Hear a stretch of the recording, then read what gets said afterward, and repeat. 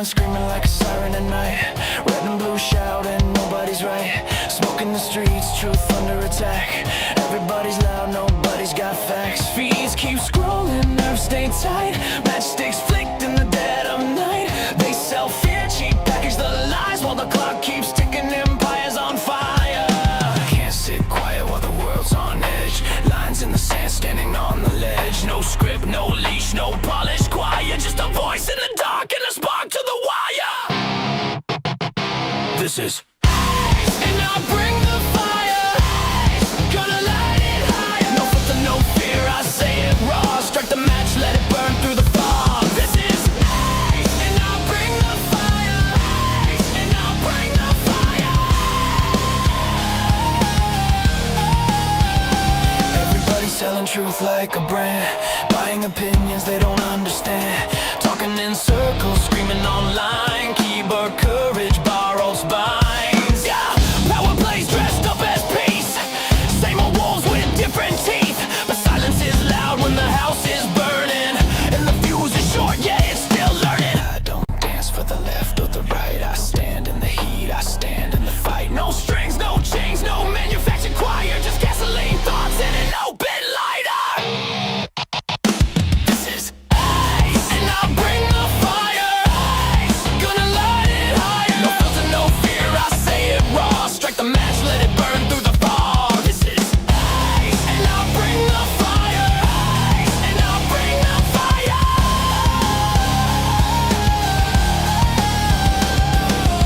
The world's on tilt, pressure climbing.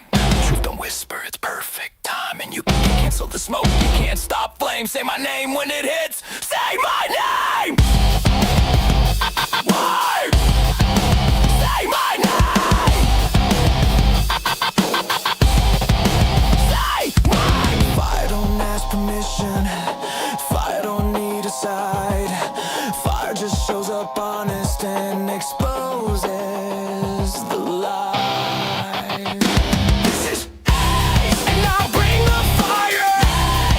Truth hits harder. Burn it down till what's real survives. No smoke, no mirrors, just heat and lies. And I'll bring the fire. And I'll bring the fire.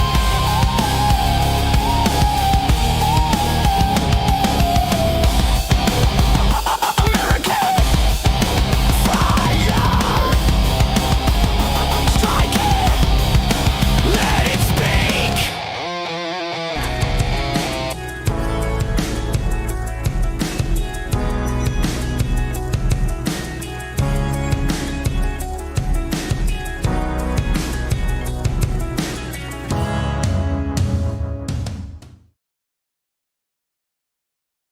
What's up, everybody? Muted to start. Great start. Yeah. What's going on? Good to see you guys. Glad you're spending your late night with me. I don't know about you guys, but it's my weekend, baby. It's my Friday night. I don't got work tomorrow, so we could go all night tonight. Who knows?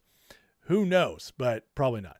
Anyways, what a day. Holy smokes. I know I say this every night, but we have a lot to talk about tonight, my friends. A lot. I like a lot. Pam Bondi out. Holy Toledo. What do we make of that? We're going to break it down. Been spending hours researching, thinking about this.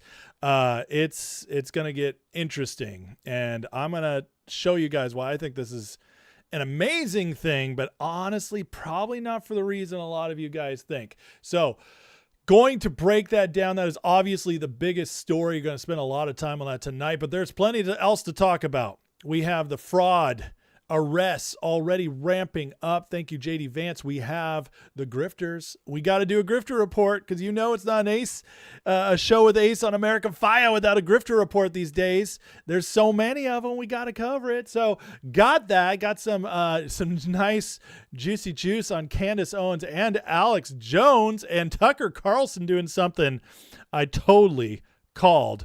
So cannot wait to show you guys that. And then we got plenty of wins to talk about because the Trump administration is doling them out and nobody's covering it.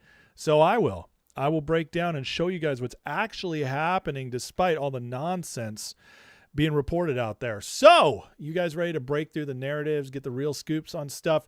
Hit that like, hit that subscribe. Thank you guys for supporting the channel. That's the best way to do it for free. Just hit it just right now. Just get the freaking thing. Just give it a little blip. If you're on X, if you don't mind hitting that repost, I greatly appreciate it. Get the word out. And on Rumble, love you guys. Just, you're the nice, small, the free speechers over there, which I greatly appreciate you. Listen, if YouTube ever goes back to old YouTube and starts throttling my show again, shadow banning me again, I will be over there. Trust me, I'll be big on Rumble. So, but for now, Rumble just, I'll tell you about Rumble. I love everything Rumble stands for. They've done a lot of work at making it a better platform, but their algorithm sucks. It just does not promote shows at all. You have to have a big name on Rumble to get discovered, and that's just the way it is. But it is what it is. I still love Rumble. I still respect it for sure. And but the fireworks happen here on YouTube if you like the chat. So you guys in the chat, be sure to hit me up with as many, if you got questions, comments, fire them at me. I'll do my best to get to them in between segments. And moderators, if you guys watch out for the trolls, everybody's allowed to disagree, but there's no trolling allowed. If you're disrespectful, you be out. That's how we're going to take care of that. So just a warning, free speech is a government right. It's not a right in my chat room. Just saying, we keep it friendly in here, just like I would in my own house. Okay, let me say hey to the chat, and then we got so much to get into. All right, chitty chat. Shogun numero uno tonight. What's up, buddy? Cassink, what's going on? Nick Majors, D6 is in the house. Tesla and Joe, Toe Crap, yo. Alice Fordham, Kim Wiley, Girth Mike. How we doing? Toe Cramp, you think my theme song sounds like 1,000 Foot Crutch? I could kind of see that. Yeah, a little less POD. POD was more rap. Shogun. I kind of liked POD back in the day. I'm not gonna lie. There was a really good Christian rock band called Project A6 that was my favorite. They were hard though. They were hard. I just don't listen to the hardcore music that much anymore. Blue 5, what's going on? Moody's in the house from Canada, from the free land soon to be of Alberta, hopefully. Lochtefeld holding it down on Rumble. What's up, buddy? Jerry D is here. AK Downrange. What's going on? Uncle Andy. So crazy today. I agree. Ray Sandoval. What's up? Kev the Tech. Ray Sandoval just joined it in the he's one of the newest members, just got in the Discord. So glad to have you, Ray. Jay Tyrus, how's it going, brother? And best thing about Rumble is it's not owned by Google. I gotta say that. That's probably pretty true. Wild Billy, what's going on? Space Loser, about time people go to prison, he says. Amen, my friend. Amen.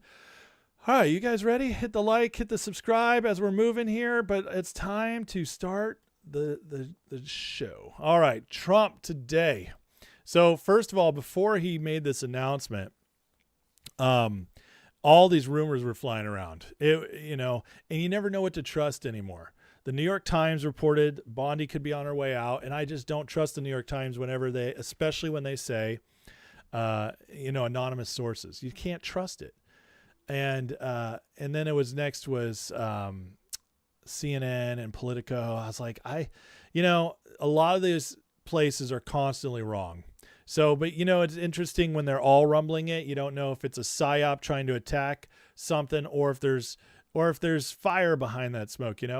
And then Fox finally broke the news, to which Trump blasted this out not long after, and he said, Pam Bondi, great American patriot, loyal friend, faithfully served as my attorney general over the past year. Pam did a tremendous job overseeing massive crackdown on crime, murders plummeting to their lowest level since 1900. We love Pam. She'll be transitioning to a much-needed, important new job in the private sector to be announced at a date in the near future. And our deputy attorney general and very talented and respected legal mind, Todd Blanche, will serve as our acting attorney general. Very interesting. Bondi got a lot of crap over the past months, and some of it deserved, because she did say some stupid stuff, especially about Epstein, and then her Dow to 50,000 comment will live in infamy. So she was not great in front of the mic. Sometimes when the pressure was on, she said some stupid stuff and it got her in trouble. And I honestly believe, because I was a defender of Bondi, and I still am going to be, but I'm going to be honest about her flaws as well. As we go through tonight, you're going to see that that Bondi deserves a lot more respect, and that this isn't the firing, not in the way people are portraying it. Now, the other thing I want to say before we go further is Todd Blanche. There's a big hit going on Todd Blanche out there. One of the main people is Laura Loomer, calling him a Democrat and, going after him because of his past, whatever. Listen, I trust Todd Blanche, and here's the reason why. Todd Blanche had Trump's back when the whole world was against him. Todd Blanche was Trump's lawyers and kept him out of prison. A lawyer kept him out of prison. Do you know how many lawyers wouldn't even take Trump's cases during that time? Most lawyers are super left wing. The bar associations didn't want anything to do with him. Like, stay away. He's toxic. And Todd Blanche stepped up and defended Trump and did so successfully. I'm sorry, guys, but, if he's a Democrat trying to undercut Trump, that just wouldn't have happened. So, I can't speak for him on any other level, but that's enough for me. Now, as we go further, as I cover the larger scope of this story, I think you'll end up agreeing with me. So I'm actually excited about this. And again, I think Bondi did a good job. And here's the other deal. Trump didn't throw her out to the wolves. This is not for one thing, he could have been quiet. For another thing, he could have kept it short.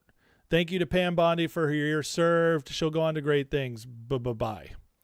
But he didn't do either of those. He took the time to write this out, added that murders plummeted to their lowest level since 1900. He gave her a shout out on something she accomplished. And then this part's interesting, the much needed and important new job in the private sector. Well, here's Peter Doocy giving us a little more insight because he interviewed Trump over the phone. Doocy, if you guys don't know, is one of the good ones. One of the few reporters you can actually trust who Trump also trusts. So here's what Doocy had to say. Kaylee, I just got off the phone with President Trump. We have a big scoop. Pam Bondi will soon leave her job as the Attorney General. She is going to get a different job within the administration. It doesn't sound like there is any bad blood between her and President Trump, but it does seem like they want her to go and do something else. And in an interim role, she will be replaced by Todd Blanche, who is currently her deputy at the Justice Department. So it doesn't sound like Blanche is being elevated long term to the Attorney General. There might be somebody else that the president wants to go in there. But President Trump soon will announce to the entire world that it is the end of Pam Bondi's time as the Attorney General. He still thinks that she is a great person and that she did a good job. And he still wants her in the fold because she will still be an important part of the administration, he tells me. But no longer as the top law enforcement officer of the United States. That, at least for a little while, is going to be Todd Blanche. Interesting. Did you hear what he said? So Trump said private sector, but Doocy heard still in the administration. Now, you could say which one's right, because those are not exactly the same thing. Or you could maybe communicate it to a misunderstanding where she'll be in the administration, where Trump means she's got another job coming. I don't know. We're going to have to watch this carefully. There's a lot of people out there believing that, now that she's seen everything behind the scenes, that she's seen all the classified documents, all the justice documents, all the files, that she's going to be unleashed as a prosecutor. That's what some people are believing. Now, do I believe that? I don't know. I think that's very hopeful and exciting and kind of, everything is always perfectly planned all the time. I don't necessarily agree with that, but I do think a lot of the time it is. And there's definitely more going on behind the scenes than we know. But it does appear as if she left on good terms, which also flies in the face of other people saying that, like Trump was screaming at her.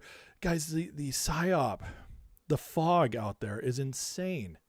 So what you have to do in order to actually get the accurate picture is you have to pick those people you trust because of their accuracy over time, and you just got to stick with it.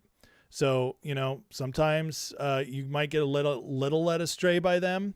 Like, say, Trump gets hyperbolic sometimes, or sometimes he doesn't want us to know something, so he says things a certain way, and he can throw you off. But at the same time, it's still better to trust him than not, because the other side is always wrong. So, and then the last thing is that there's a story circulating that the last straw was that Pam Bondi tipped off Eric Swalwell to his case, his files being released about Fang Fang, the Chinese spy he was sleeping with. There's literally no evidence to that at all. It's all, trust me, bro, it's all hearsay. Nobody has presented any evidence to whatsoever. Trump has shot it down. Todd Blanche has shot it down. So I just don't think it's a true story. Roger Stone has shot it down. So I just don't think there's any truth to that story. But again, there's a lot of noise out there. A lot of noise. And what they're trying to do, and this is interesting to me, they are trying to smear Bondi. All the bad people are trying to smear Bondi, and all the good people are defending her. And by that, I mean, look, even Laura Loomer, who has been going after Bondi like crazy the last few months in frustration. Laura Loomer, who I don't love Laura Loomer. I think she's kind of a jerk. And I do think she's kind of self-serving most of the time. And she's also probably maybe even admittedly more loyal to Israel than the U.S. Okay, so there's lots of stuff I don't like about Laura Loomer. But there's no doubting that sometimes she gets a scoop.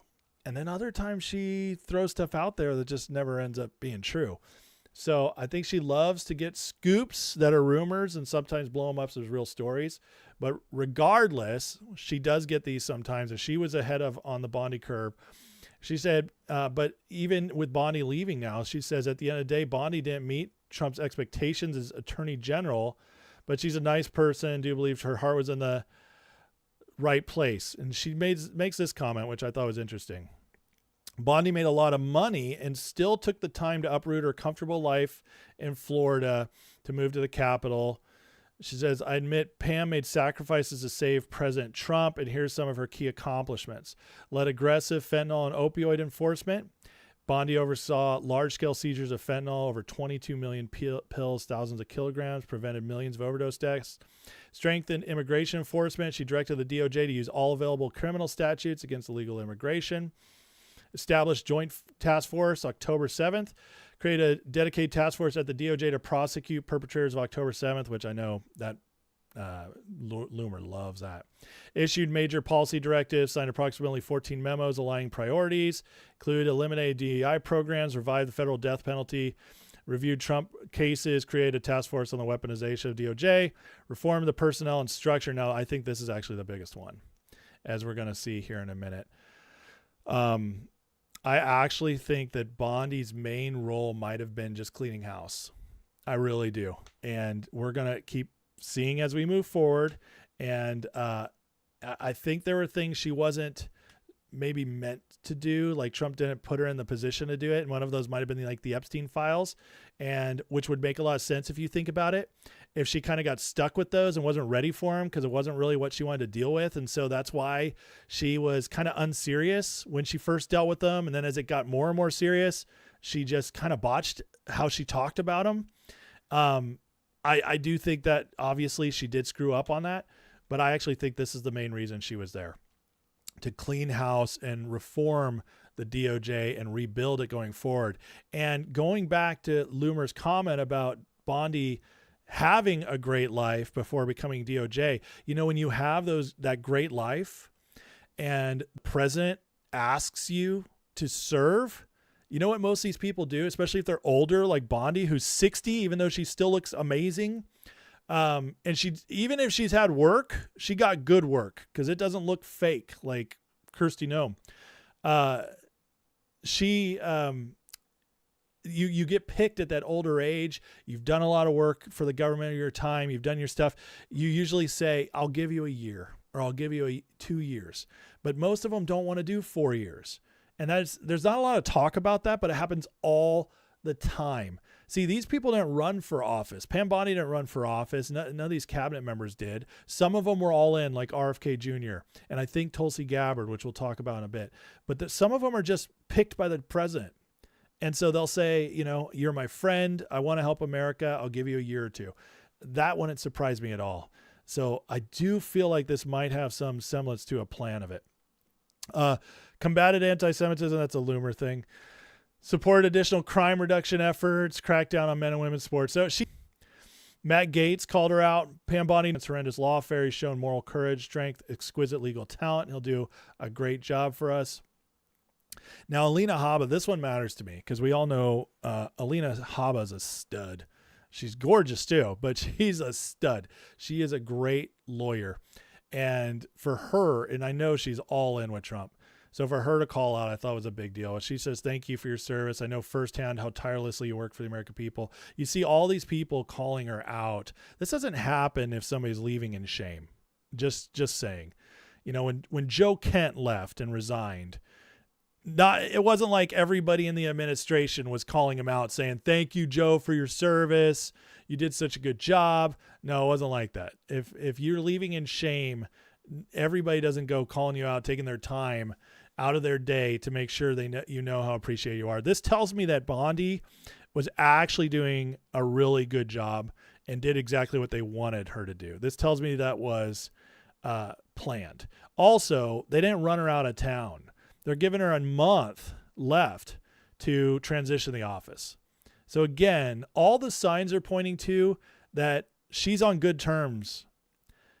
So this, again, it makes me think it was planned, which we're going to get to it. But if this is planned, it makes it even more interesting.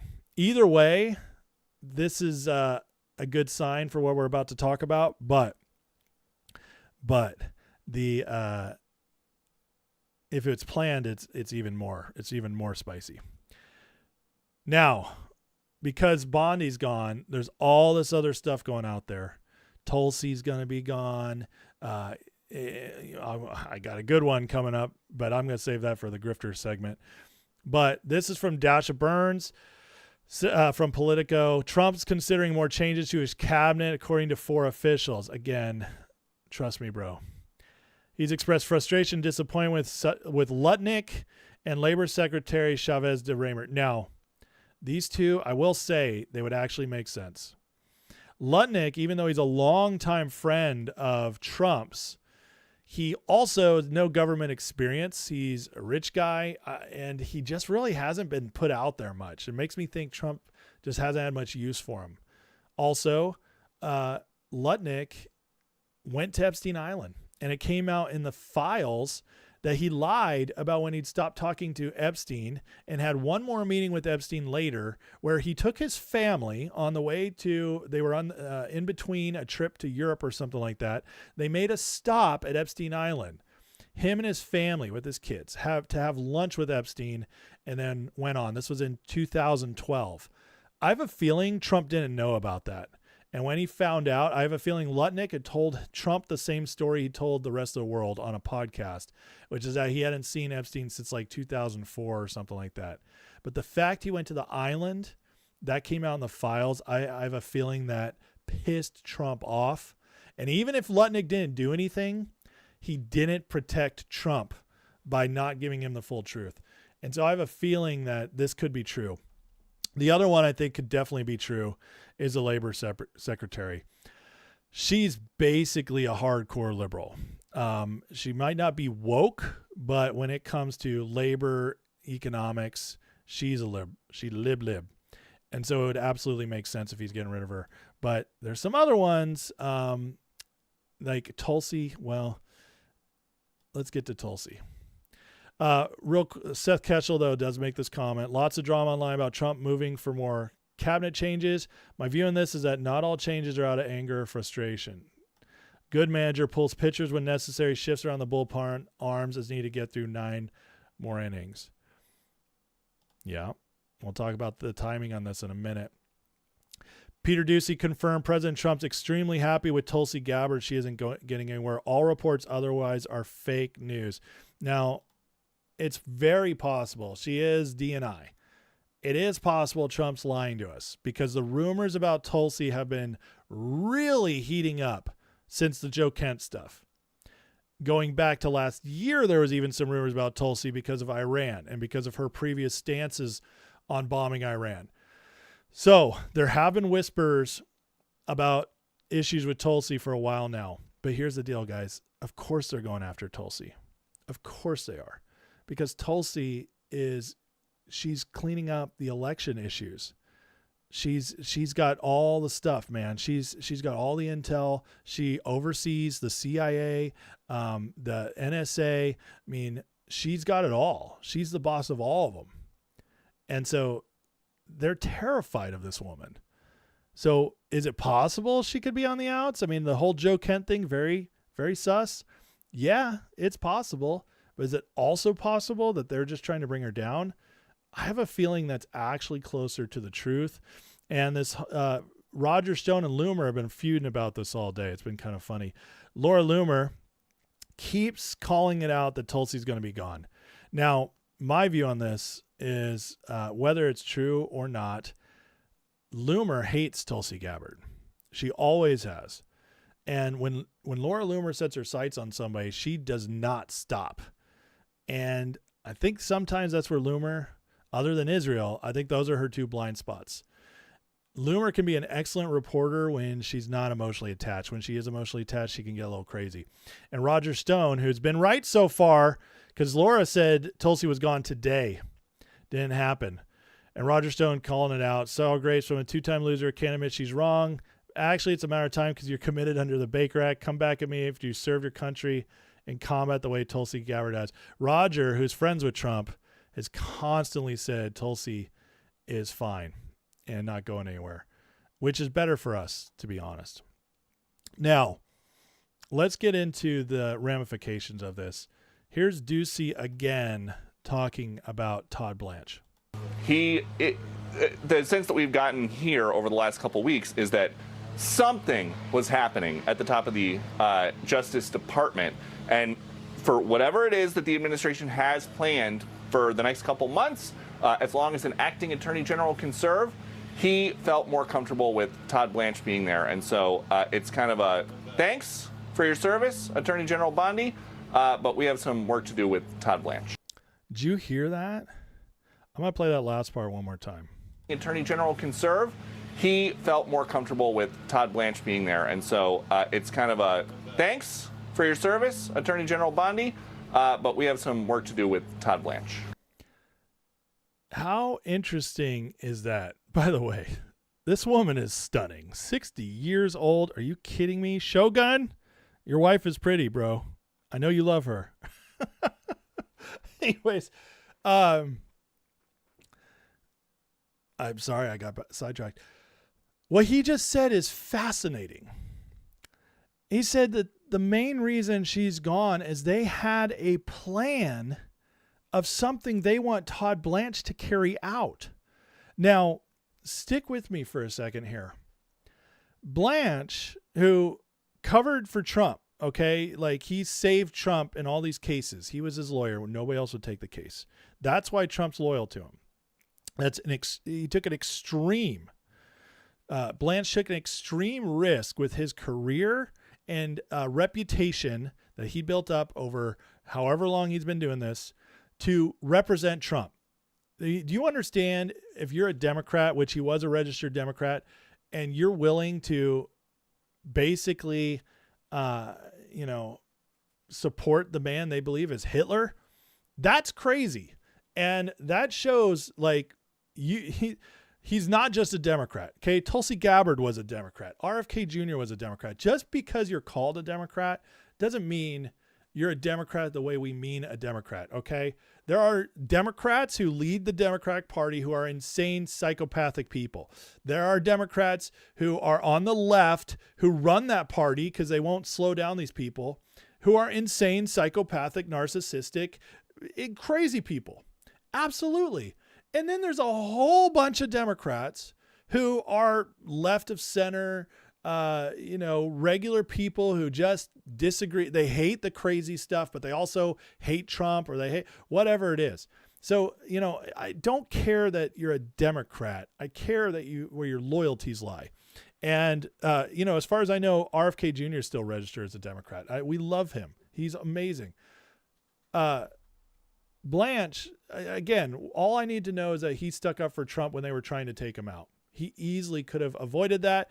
And if he really wanted Trump gone, he could have just let them steamroll Trump, not offered him counsel. Okay. So all that to say, this fact that this is planned, this makes me think it's planned, and they have a plan for Blanche. Now, Blanche probably would not have gotten confirmed as Attorney General. Trump can't get any recess appointments in because the Senate refuses to go to full recess. Even when they go on vacation, they leave one or two people behind on rotation so that they're never on recess. So Trump can't do recess appointments. First president in modern history not allowed to do a single recess appointment. And yeah, you think the Republicans are on a side? No, they hate him too. That is clear as day. No recess appointments. So Trump can't get anybody in without confirmation unless somebody quits, unless somebody's fired, and then you get an interim. Now, I can't remember how long the interim can last. It's 90 to 180 days, somewhere in that range, which is 3 to 6 months. That's enough time to get some stuff done. And now he's got a guy that he didn't have to get confirmed. Trump got to basically appoint somebody. And he said, what we have to do at the Justice Department right now is something we want Todd Blanche to do. Guys, that sounds that sounds fiery to me. And then you consider the timing that we're now on this final push to end the Iran war. 2 to 3 weeks, Trump just said. Which I think Trump's holding an ace up his sleeve with the Iran war, and he's letting it go on as long as it needs to for his purposes. Because we've already defeated City of London. We've already knocked back Iran's military stuff way back. And we don't need the Strait of Hormuz. We don't need it. It's helpful to have open, but ultimately we don't need it. Trump could ban exporting oil, and all of a sudden our oil prices would plummet down. The oil companies wouldn't be happy. And that'd be kind of like socialist to do. But in times of war, you do things. We allow emergencies temporarily. So we'll see what happens there. Trump has aces up his sleeve.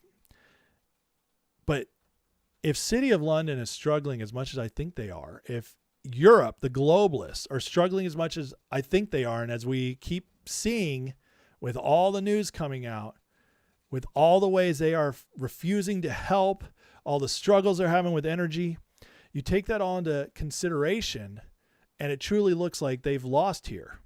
Well, if Trump has accomplished his foreign objective of breaking City of London's control, breaking the deep state's control over all these nations, including here, because they're getting so weak, they got to start kind of licking their wounds and trying to fix themselves. That means it's domestic time. Trump early March, posted, once Iran war is done, the Democrats are the last enemy left at home. In other words, Trump is turning his attention at home. So is it coincidence that right before he makes his speech last night with the timeline to get out of Iran, he tells Bondi it's time to step down? Dude, that's not coincidence. That's timing. And Trump is amazing at timing. His political instincts are the best ever. Guys, to me, this is pretty clearly the sign. It's about to be go time here at home. What did John Solomon say the other night? They're preparing the cases for here. Arrest could be coming April and May. Now, Solomon has no way of knowing when they'll act on that, so that's his speculation. But it's not speculation that the grand juries are being heard in Florida right now. that they're building out those cases. That's not speculation. That's fact. It's not speculation that Tulsi Gabbard raided Georgia and Arizona for their election records. That's fact. It's not speculation that we just started the fraud division, confirmed our new fraud czar, and J.D. Vance appointed to go after fraud across the nation and all of our welfare and everything else. None of that speculation. Those are facts. The only speculation is when do the rest start. We know the undercurrent is there. We know it's bubbling up. Did Bondi just complete her mission? Cleaning out DOJ, revving it up for go time? Maybe she's like, listen, I will help you. I'll do all that, but I don't have the energy in me anymore to run the whole thing when we're doing the arrest. And Trump's like, don't worry, I got a guy. I don't know what those conversations were, but this certainly looks like that's possible. Look at this post. Now, I'm not endorsing this post. I can't say it's 100% true, but I think it's interesting and I think it's possible. Okay? So before everybody's like, bro, who is this guy? He doesn't know anything. No, listen. Sometimes I give you straight facts and sometimes I give you interesting theories. None of this we know for sure, but I can say the timing is very interesting. I could say the Todd Blanche stuff is very interesting. I can say that it's pretty clear they all loved Pam Bondi, the way she went out. So, sometimes that's all we have, and we put it together. This guy puts this together.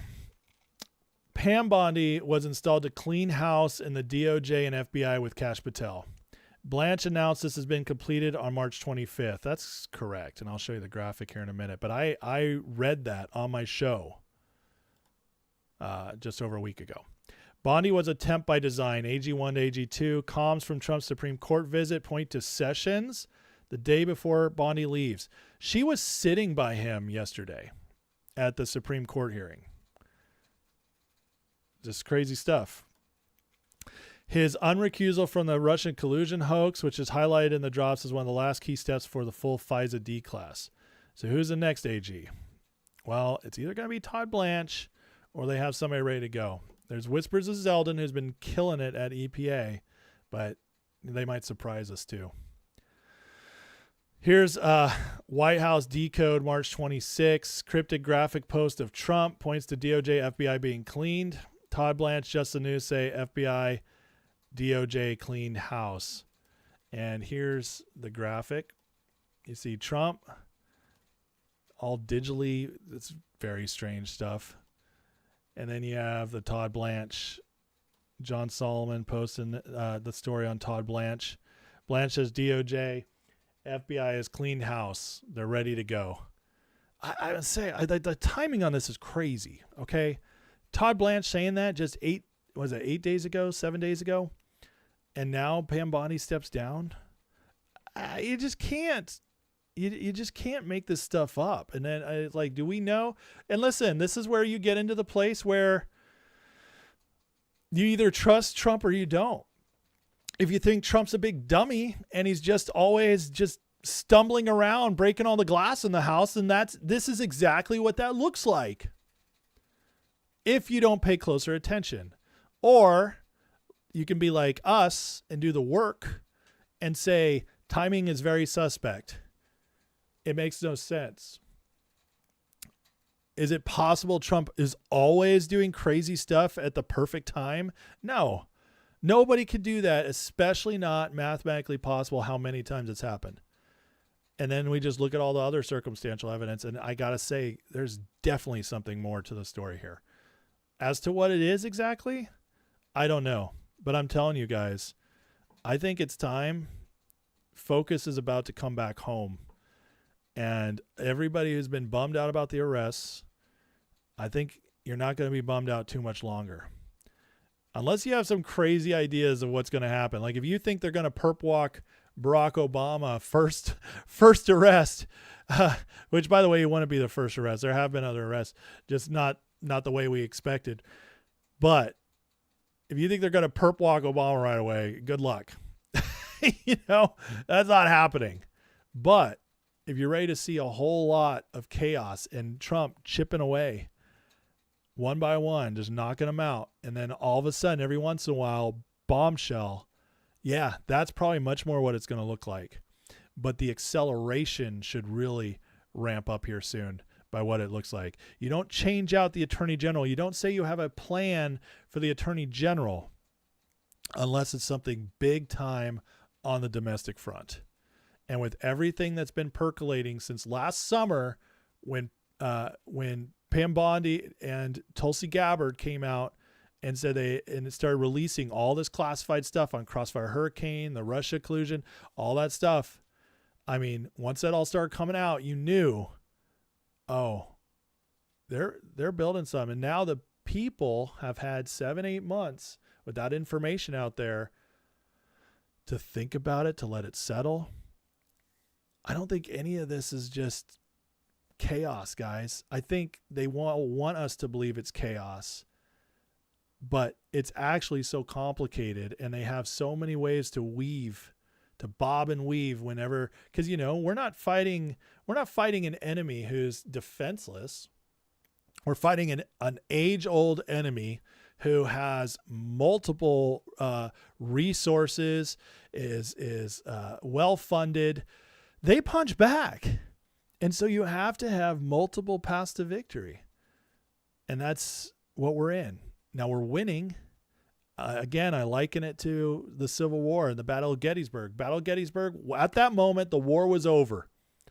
Because all they had to do at that point, the North, it was such a decisive win that all they had to do after that was finish the job. And it took time to finish the job, but the decisive win was over. So all they had to do was not quit. We had our decisive win. That was the 2024 election. It was a miracle. That's why they tried to kill Trump. And they scrambled, not knowing what to do once he survived, because they knew they were going to lose. They tried, and they came up way short. But that was the decisive victory.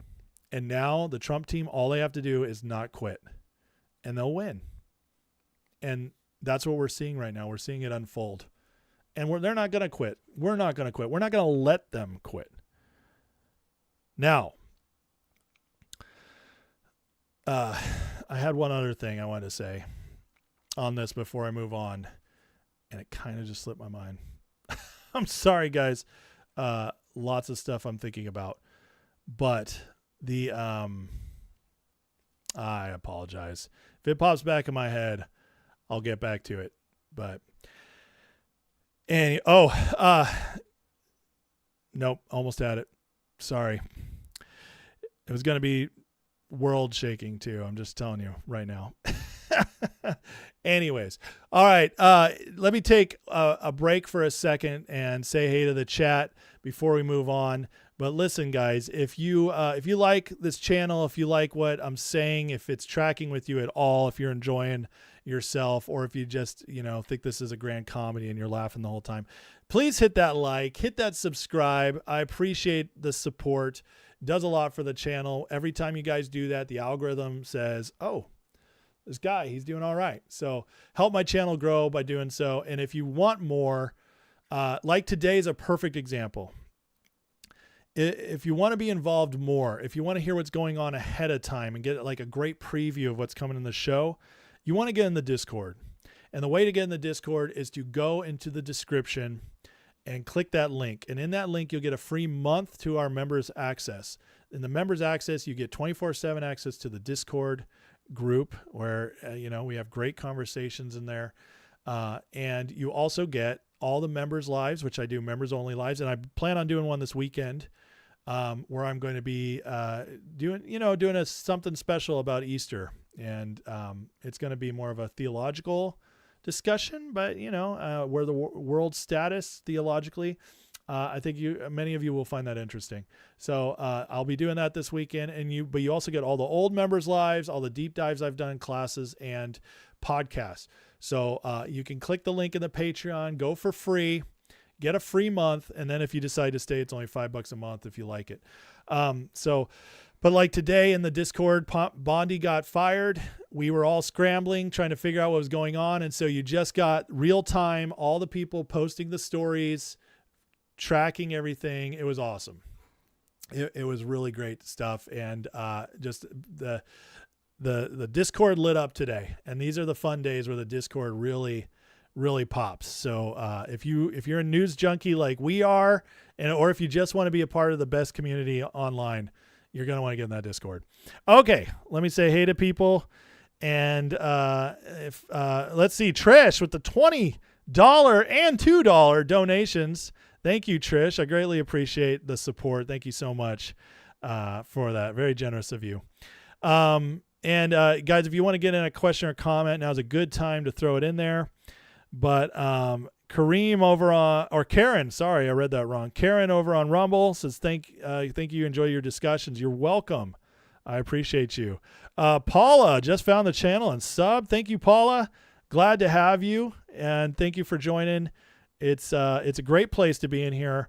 We have great moderators who make sure the trolls don't last very long. So it keeps the chat a great place to have real discussions and throw stuff out there.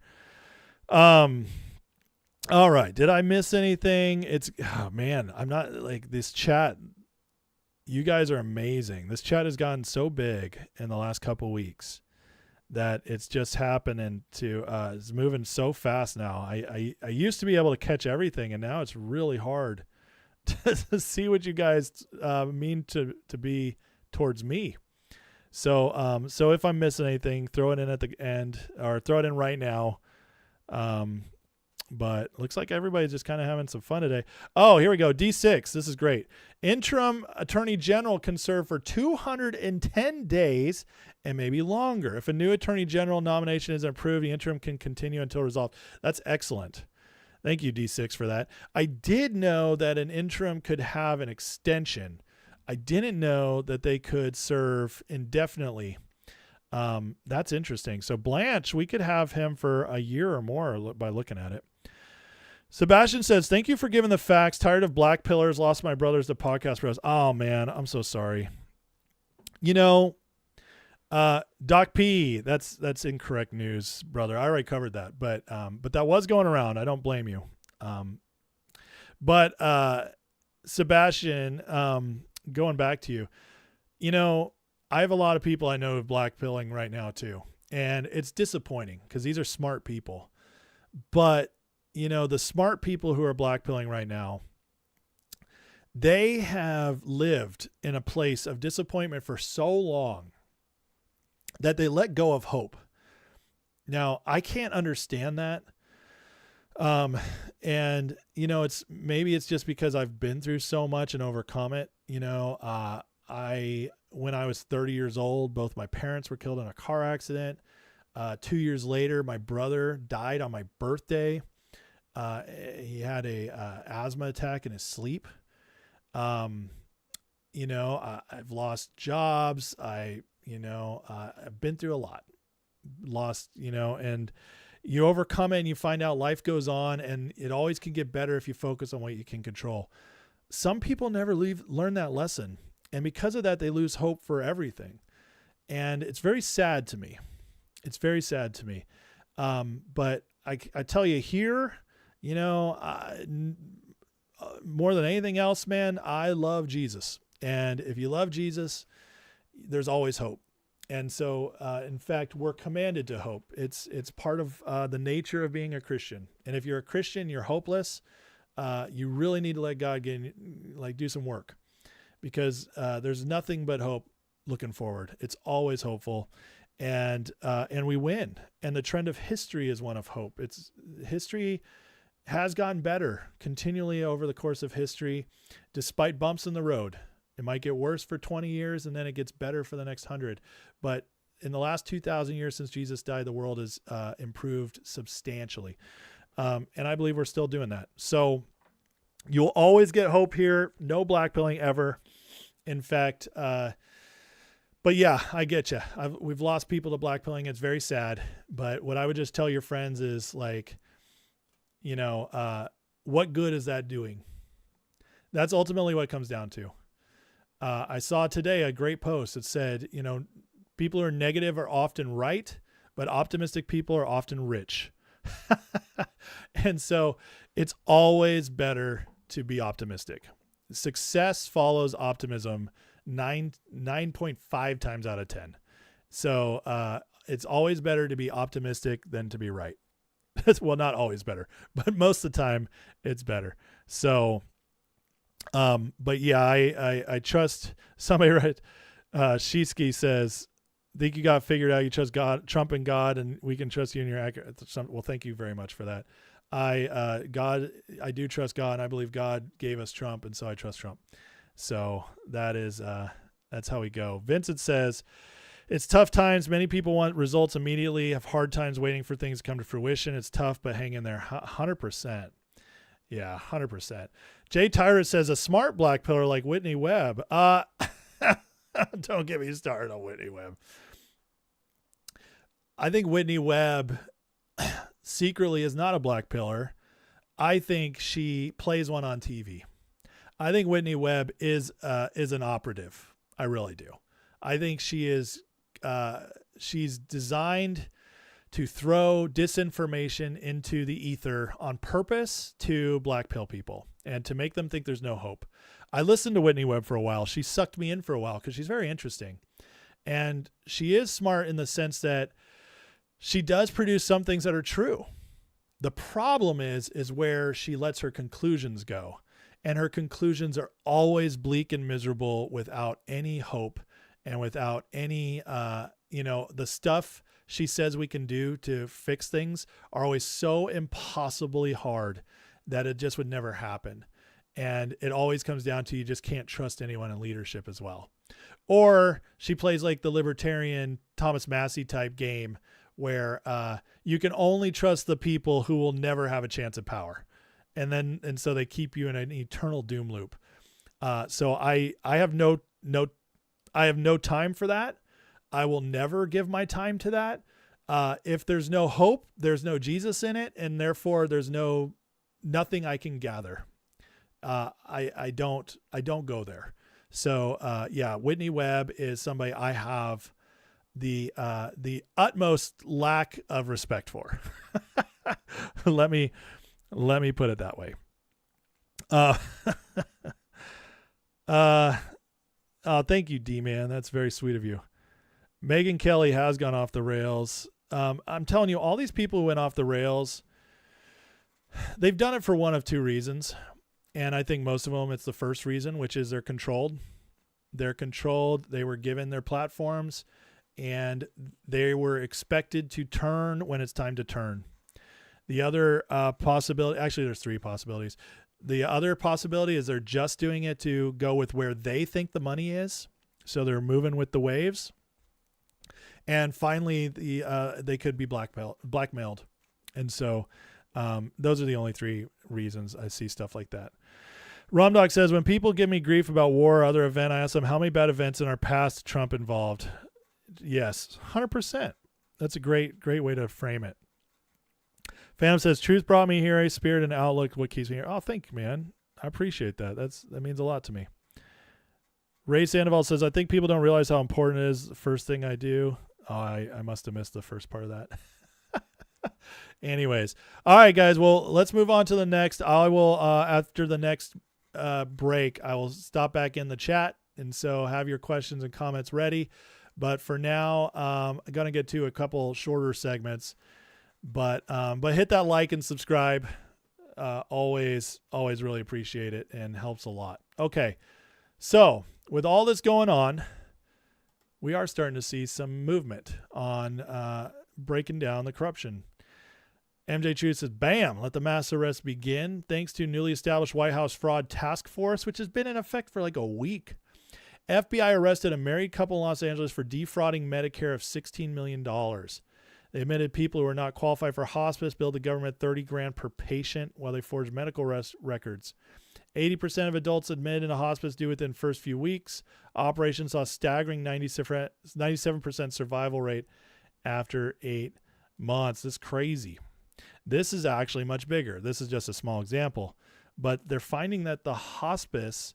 So I saw the crazy stat. It was like 60% of all hospice money was being sent to Los Angeles for the nation. Something insane like that. I might be off on those numbers, but it's something crazy.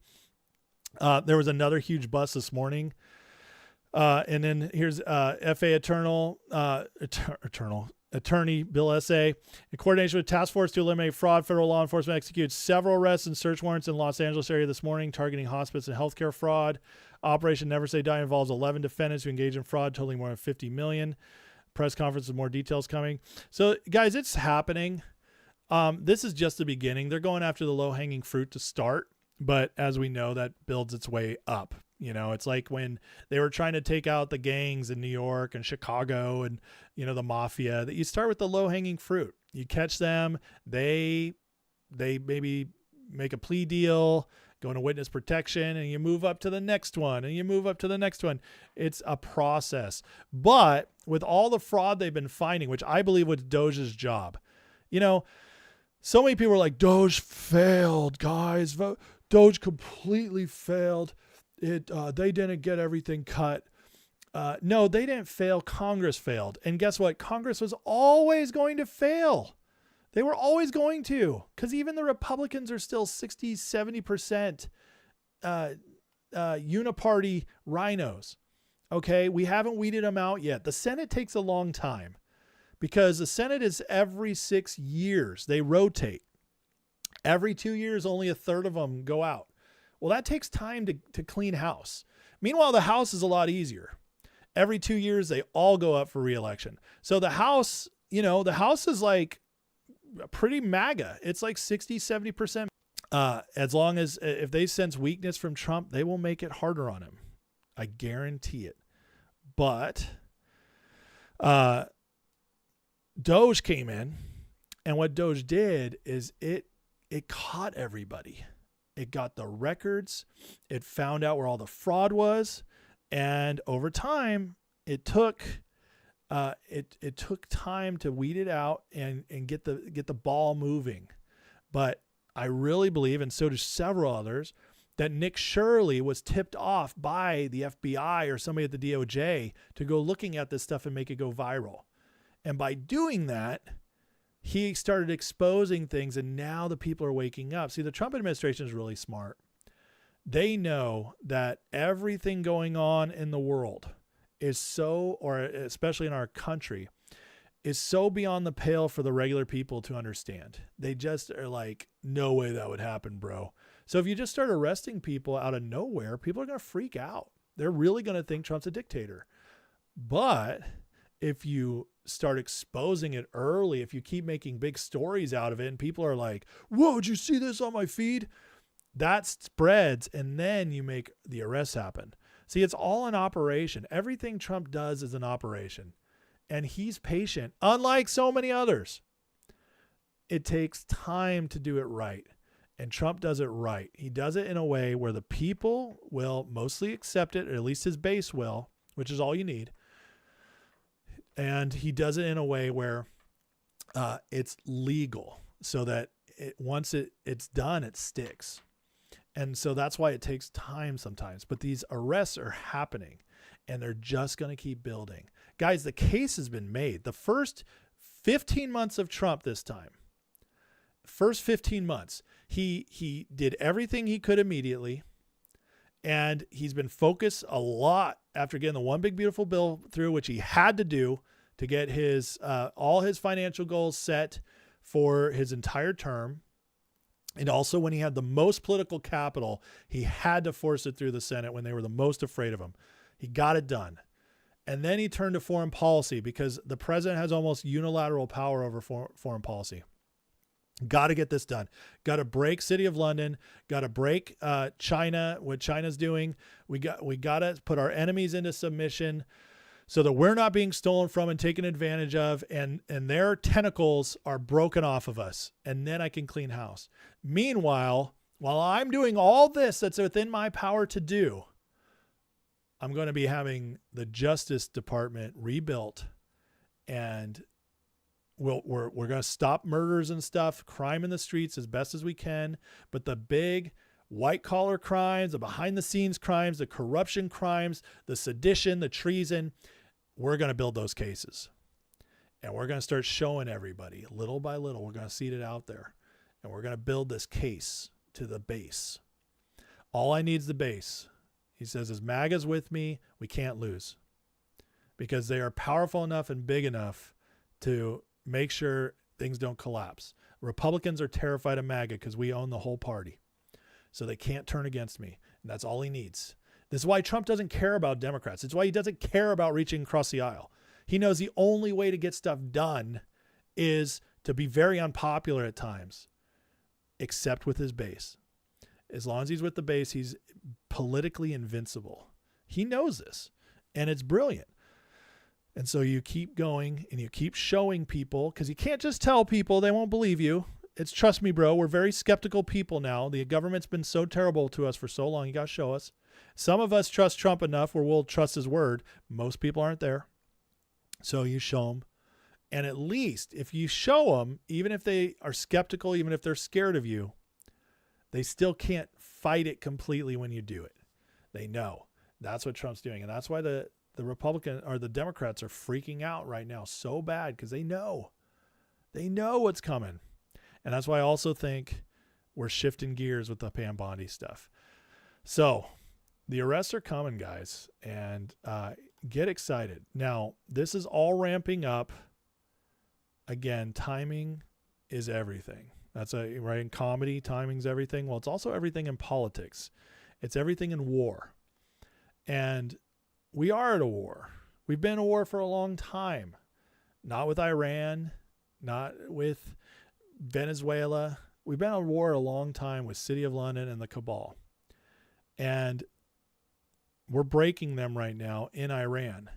And Trump's ramping that up right now on this final push to break them completely.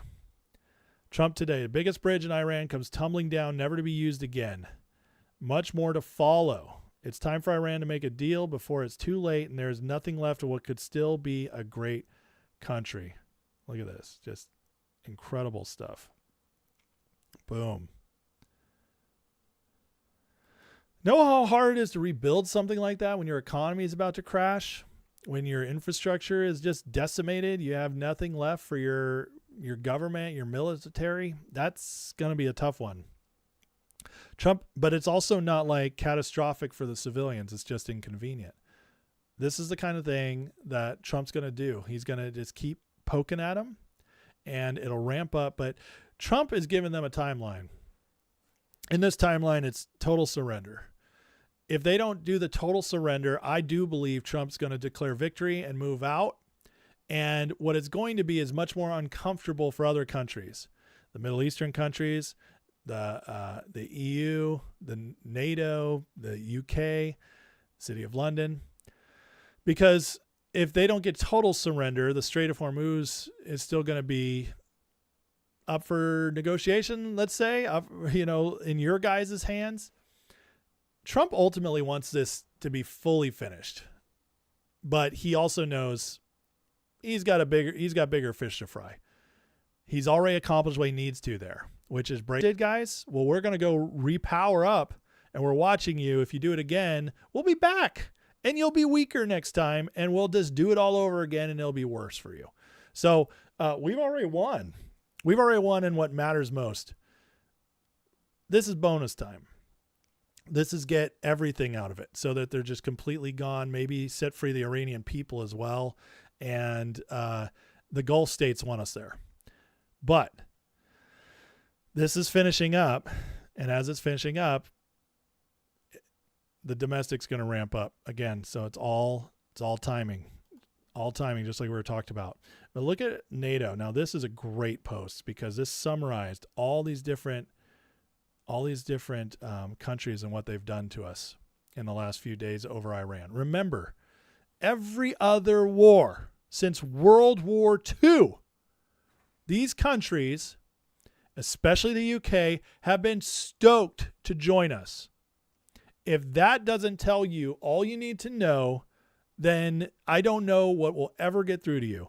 These countries were always very happy to dip their toe in, even if they send 20 troops, 100 troops, 1,000 troops, barely anything compared to us. They still would do it because they were reaping the benefits.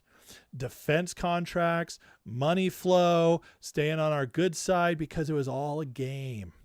It's all a game. City of London, which controls the EU, which was abusing the snot out of us, and we were letting it happen.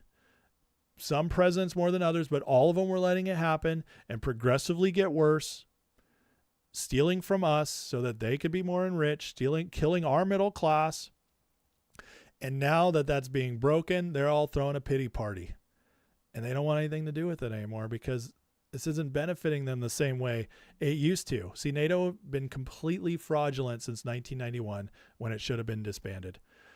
But in just the last 3 days, France blocked U.S. military. By the way, as I go through these, if you're not pissed off, there's something wrong. You should be pissed off because these are the countries that for the last 70, 80 years have supposed to be our greatest allies, and they just left us out in the cold.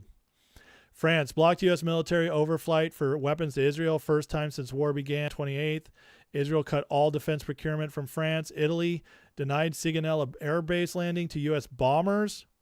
Defense minister said relations are solid and loyal days after blocking U.S. planes. That one actually surprised me because Maloney loves Trump, but I don't know how their politics work. She might not even be in control of this.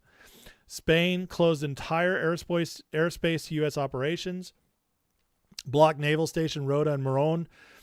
PM Sanchez called it not NATO collective defense. Poland refused to redeploy Patriot batteries. This surprised me. I'm surprised Poland wouldn't help. U.S. burned through 1,200 interceptors in 16 days. Poland said no. Switzerland denied 2 U.S. reconnaissance flights, suspended 120 million and weapons exports under neutrality laws. What an excuse. UK PM said this is not our war. Trump told them to build up some delayed courage.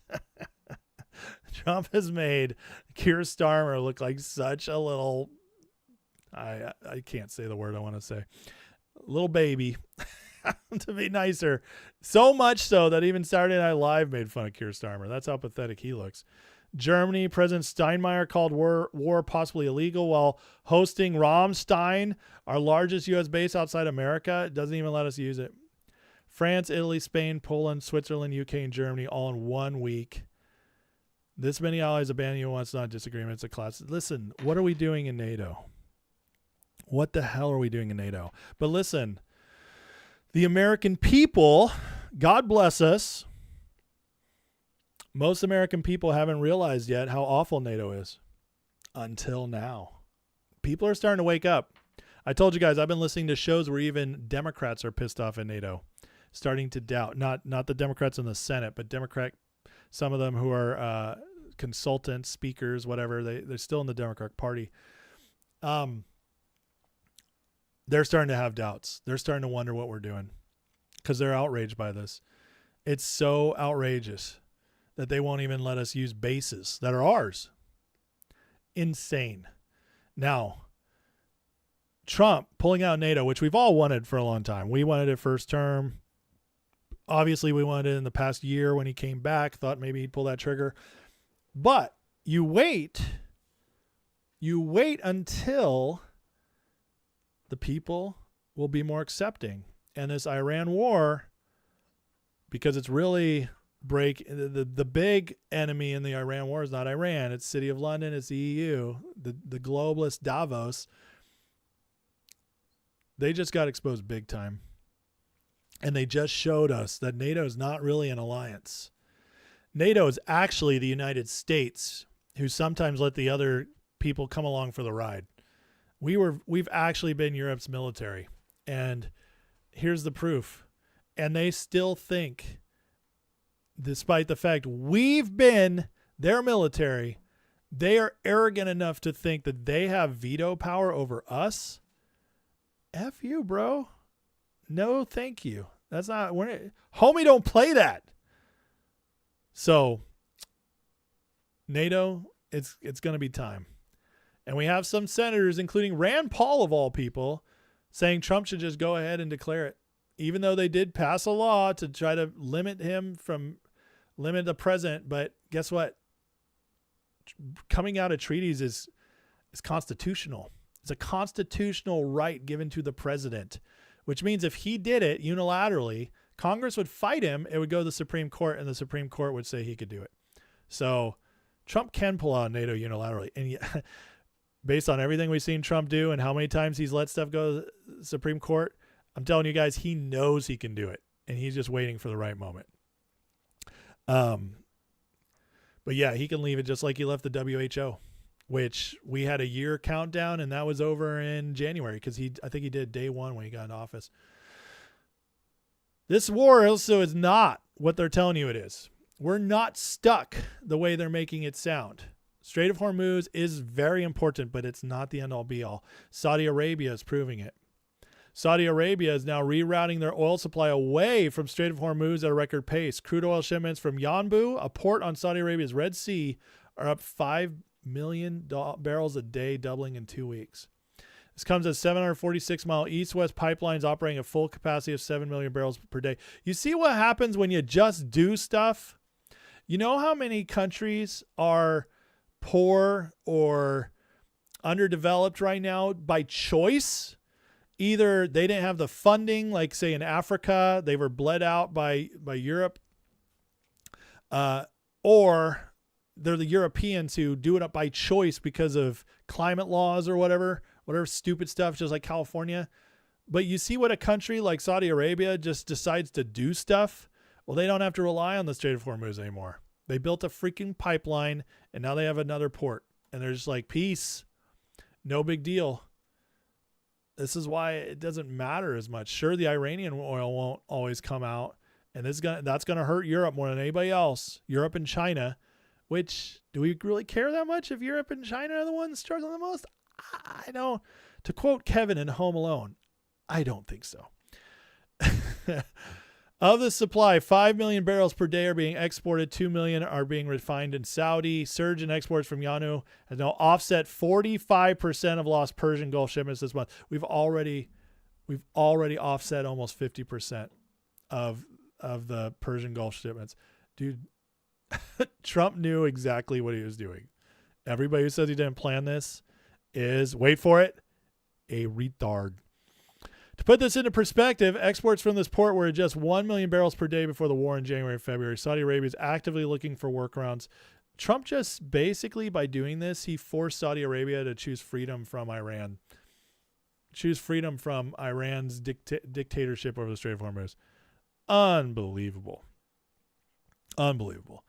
But amazing at the same time. On top of that, the Strait of Hormuz isn't quite as close as they say. Reports of its demise are extremely exaggerated. Just 2 days ago, only 5 transit. To yesterday, 12. I imagine that's only going to increase. It is not closed. It is under their control. They're charging fees. They're letting some through, but they're charging fees to others. But it's not completely closed. You put that together with what Saudi Arabia is already doing, and all of a sudden, Trump's exactly right. We can just leave. It's not the Strait of Hormuz why we're there, guys. I don't care what they say. It's just not. So I would say at this point, unless you get direct facts, 90% of what's being reported about the war in Iran is incorrect. 90%. Because I listen to a lot of the shows. I don't listen to podcasters as much anymore because since the Grift City happened, I'm just done. But I listen to a couple hard news shows. I tune into a couple debate shows, and 90% of what people are saying is just not true. I get angry listening to them. I'm like, this is just not true. You guys are talking lies. But I'll tell you right now that one of the big narratives is that Trump got stuck, didn't plan for the Strait of Hormuz, and now he's stuck with it. And if he leaves, it's catastrophic. Well, what I literally just showed you guys the receipts. Here's the receipts. I mean, it's happening. The data don't lie. Now, sometimes data lies, but when Bloomberg is reporting this, a liberal paper is actually reporting something that's positive. For Trump, it's not a lie. Finally, with all this going on, Trump blasts out tonight. Our military, greatest, most powerful by far anywhere in the world, hasn't even started destroying what's left in Iran. Bridges, electric power plants, regime leadership knows what has to be done. It has to be done fast. Isn't that interesting how he ended that? They know what has to be done and has to be done fast. In other words, Trump's waiting on them to do something. And he didn't say total surrender. Again, I can't shake the feeling that Trump has an ace up his sleeve on this. I don't know what it is. And maybe I'm wrong. Maybe the ace up his sleeve is just that he can leave as soon as he wants to, which I definitely think is true. But maybe it's something else. Maybe there actually is something going on in Iran that will be a flip. Or maybe they're talking to some rebel leadership that's going to try to overturn the IRGC. I don't know. But what I can tell you is that this is interesting. Just how he phrased it. And Trump doesn't write this stuff like haphazardly. He doesn't just sit down and be like, here you go, type it out. No, he dictates. Have you ever seen the video? There's a video where Trump is sitting there watching the news, and he's in like, it's not the Oval Office. It's a room in the White House where several people are there consulting and stuff. And then there's a person it's an aide sitting on the computer. And Trump's just sitting there like, okay, our military, the greatest and most powerful by far in the world. And the person's dictating it, but he's thinking it through as he says it. So it's very interesting. It's not the picture you think of. People think Trump just has a phone and he's just like, no, that's not happening. So something's happening, guys. And I think Trump's going to shock us all. And if he pulls off, now I don't know if it'll be so amazing it's going to wow most Americans. It might wow those of us paying attention, because I tell you what, Trump wows me all the time, but that's because I actually understand what he's doing. I actually understand what's happening, and I actually look at the data. But unfortunately for average Joe Schmo who's watching more Netflix and news, they when they hear news, it has to be a big story for them to go, wow.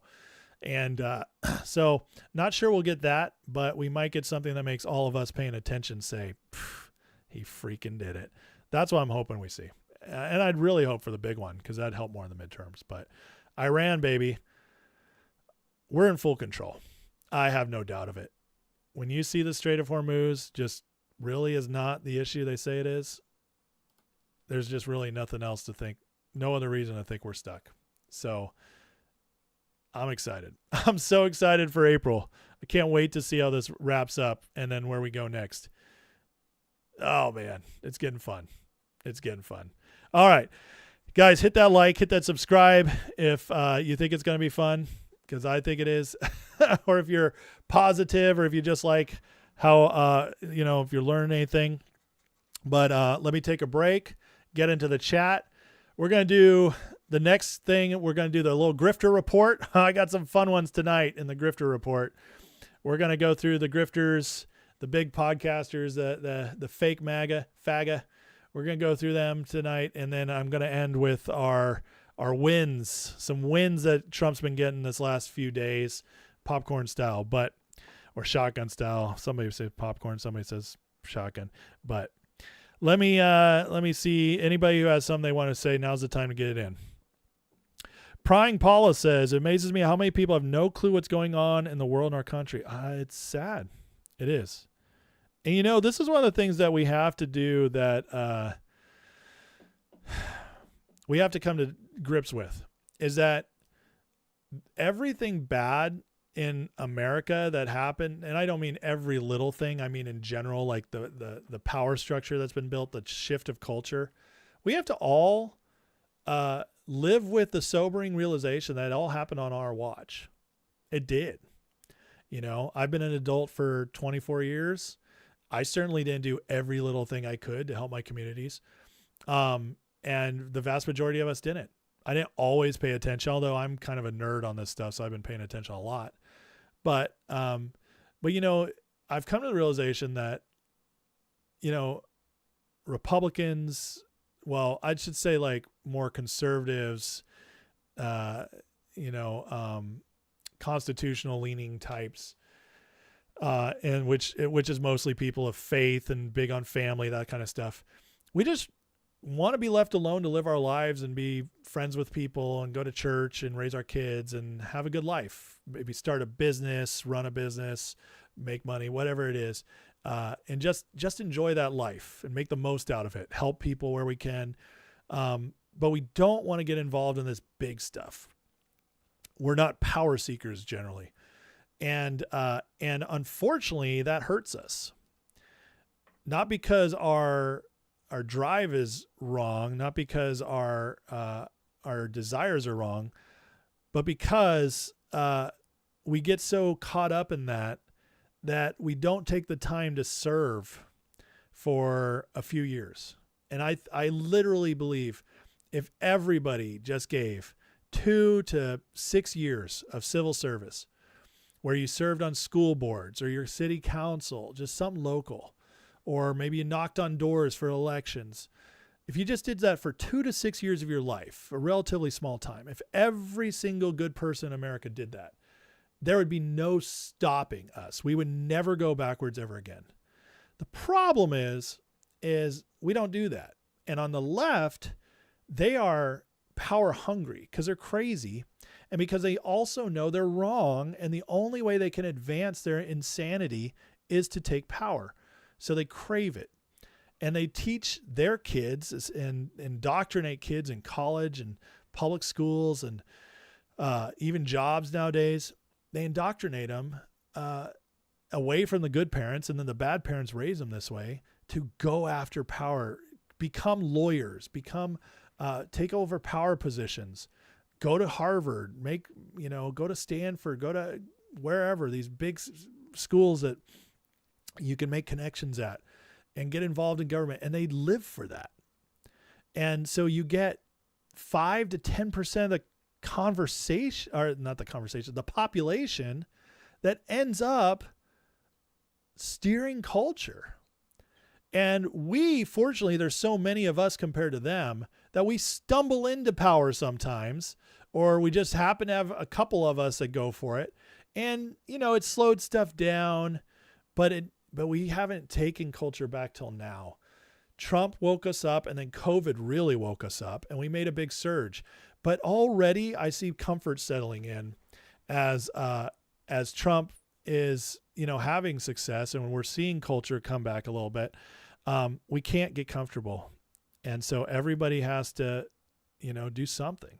And so you just got to ask yourself what that is, and take it before God. It might be as simple as spending a little more time with your kids or grandkids, teaching them about how great America is, how great, or, why communism's demonic. I don't know, take that before God and see what your role is. Or you might really need to serve. And we all need to just ask God what that is. One of the reasons I run this channel is because I feel like it's all I can do right now to give. I want to give, I want to inspire people, I want to teach people. And, if I make the smallest difference, at least it's something. So, let's see. Sunshi says, well, the right isn't all that good either. We have maybe a handful of real Americans in Congress. Well, that's because exactly what I just said. Exactly what I just said. So I feel like I just answered that question. I said it's the bad people that go for it. Because even those people, I won't even call them, the bad Republicans. They're basically leftists. They're wolves in sheep's clothing. Let's see. A signed hat. You need to give me a signed hat? We'll see. For who? Let's see. Israel got hit with 2 missiles today. I didn't see anything on it, but it's very possible. Let's see. Let's see. Not much else. Okay, cool. Well, I'll get on to the Grifter spot. All right. You guys ready? Let's get into it. It's Griftathon. It continues. And so we got to do our Grifter report. And tonight, the first star is Alex Jones. Alex Jones, ladies and gents, a frequent frequent guest here on the Grifter report, put out today, breaking exclusive. FBI Director Kash Patel to be fired by Trump today, according to multiple high-level intel sources, including the gay frogs.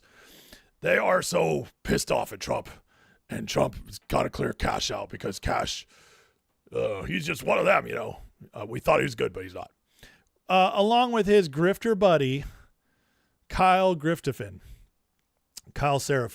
This dude is always wrong about everything. If anybody believes, trust me, bro, Kyle Seraphin anymore, God bless you, but you need an exorcism, okay? Like, this guy is one of the biggest idiots, and Alex constantly puts him on and blows up his stuff. But I got to tell you, you know what didn't happen today, guys? Kash Patel wasn't fired today. Whoa, big surprise. It didn't happen.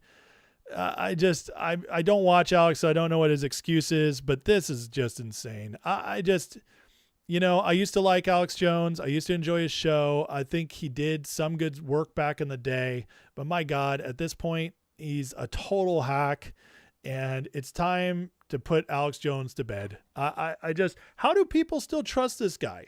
This is outright exclusive, called the shot, and then airballed. I mean, it's as pathetic as it gets. This is like if Babe Ruth, when he called his home run ball and he pointed out there, if he struck out, like, or pop flied behind to the catch. But this popped up today. Now, I have not had time to verify or validate this, but I'm going to read it anyways because it makes sense. And we'll find out over time if it's true. But this post from this Pete Santilli says Alex Jones is activated to go off the rails on Trump because he's compromised. Here's one powerful way he's controlled through blackmail. Rob Dew is reportedly really good at that. Sources reportedly have blackmail material on Alex Jones. It's been said by people like Rob Jacobson, Alex likes and sexually harasses young skinny men. Why does Alex insist on having Nick Fuentes on his show? I have asked that question a lot. Where's Alexander these days? That was the pedophile friend of Nick Fuentes, one of his best friends. Why did Rob Jacobson allege sexual harassment charges against Jones and the matter was settled? Are Alex Jones' ex-wives fully aware of his alleged bisexual fetishes? Legal note, if Alex Jones wants to sue me for making these blackmail concerns public, which he won't because he knows I've recorded everything for years, I welcome it. He's not the only truth teller with really good inside sources. Listen, I don't know if this is true. I don't know at all. Alex doesn't seem like the type. But then again, when you've been in that world and you've gone down some deep, dark holes, you can get into some weird stuff. And sometimes it breaks your brain. Who knows? But this is a pretty big call out. And it's a pretty huge allegation. And you would think, like Trump, whenever he gets an allegation that's crazy like this, he sues people and they always fold. Well, I would like to see what happens with this. If Alex is going to sue her, because this is pretty crazy, but I tell you, it would make 100% sense of why Alex, who was, I think, mostly good for a long time, has all of a sudden lost his ever-loving mind in regards to Trump. So, and it has been going on for a little while too. So this would make a lot of sense, but we'll see. We'll see, but I had to share it because I did think it was interesting, and I thought it was just credible enough to at least mention. All right, Grifter number 2 we got to catch up with is the one and only Candace Owens. This is crazy. So, you guys, last night, I caught her at the perfect screenshot right there. So yesterday at the Easter lunch, Trump had Erica Kirk there. I know, man, I tell you what, I get the most crap for these segments on Candace. After all the stuff I cover and all the controversial stuff I say and talk about, I never catch more crap than when I call out Candace Owens over Charlie Kirk stuff and Erica Kirk stuff. It's like there is seriously a rot in people's brains over this stuff. Because I've clearly said I don't think Tyler Robinson acted alone. I think there's definitely a conspiracy there that's larger. But I also think everything Candace has said has been 90 to 95% nonsense. And most of we've proven most of it. And she's just not trustworthy. She is grifting off of it with your views and your money. And she's laughing all the way to the bank. She is a total fraud and liar. And listen, I think Erica Kirk is likely innocent. Is there some weird stuff in her past? Sure. But there always is with people in places of power. Always. You can always make weird associations. So until I see some smoking gun evidence, I'm just not going to go down that road. Erica Kirk and her husband did more for our country than everybody here combined by helping Trump get elected. So I'm going to stay on Erica Kirk's side until something like smoking gun comes out. In the meanwhile, I'll believe that the powers that be, City of London types, dark people in dark places, completely wanted Charlie out of the scene. And so they took him out. And I don't know if they used Mossad. I don't care. It doesn't matter because I know who's above Mossad. And I know they definitely were the ones behind it, one way or the other. Even if that means they just MK Ultra'd this Tyler Robinson kid. But here's the deal. I don't care enough to go into it because that's not going to change the elections going forward. That's not going to change my life or America's life. I'll let this one's for other people to go down the rabbit hole of. It's not mine. I don't want it. I mean, I'm interested, but as far as winning going forward, this is just not where I'm going to go. So I'm saying that to all the people who are going to give me crap over this segment, but I don't care. But I'm putting my piece out there so you guys all understand why I'm not doing 3 hours trying to deep dive rabbit holes on this that lead ultimately to nowhere. And so I have to make up stuff to keep a show going. No, I'm talking about real news. And I'm calling out those who are taking advantage of the loss of life of one of the most important people in our movement, and who, because he's gone, all the grifters can now feed disgustingly on his corpse. But so Trump yesterday calls out Erica and says, Erica, you need to sue all these people for saying this crazy stuff to you. And Candace, in response to that, is calling Trump fully Jewish now. We want to know who killed Charlie. So could you park aside the lawyers, get information for us? No, you can't do that. Yeah, I mean, honestly, anybody who thinks that they're not actively trying to do what's behind the scenes, I just think it goes so far up that it's one of those things that has to take time to unwind. And Trump's got fish to fry, and it all leads to the top, the City of London, and he's working on that the cabal. So ultimately, it leads there. But do we need to know that stuff right now? No, doesn't matter. But what's so funny about this, and that Candace knows, because she's not, she's stupid, but she's not stupid. You know what I mean? She's clever. And if she watched Erica get called out by Trump, she also would have seen a couple minutes later where Trump outright preached the gospel of Jesus Christ, which you just don't do if you're Jewish. I'm sorry. Jews don't like Jesus. They don't. They think he was a fraud, and they think he ruined their religion. So you don't go down that road if you're Jewish. So this stuff is just so nonsensical. And then loading. Candace has the audacity to say that she's being biased and throttled because of what she's saying. This is the woman who brags regularly about being the #1 podcast in the world, and YouTube is sending her millions of viewers. There is nobody throttling Candace Owens at all, but she's always got to play the victim because she wants everybody to believe. That's part of the grift.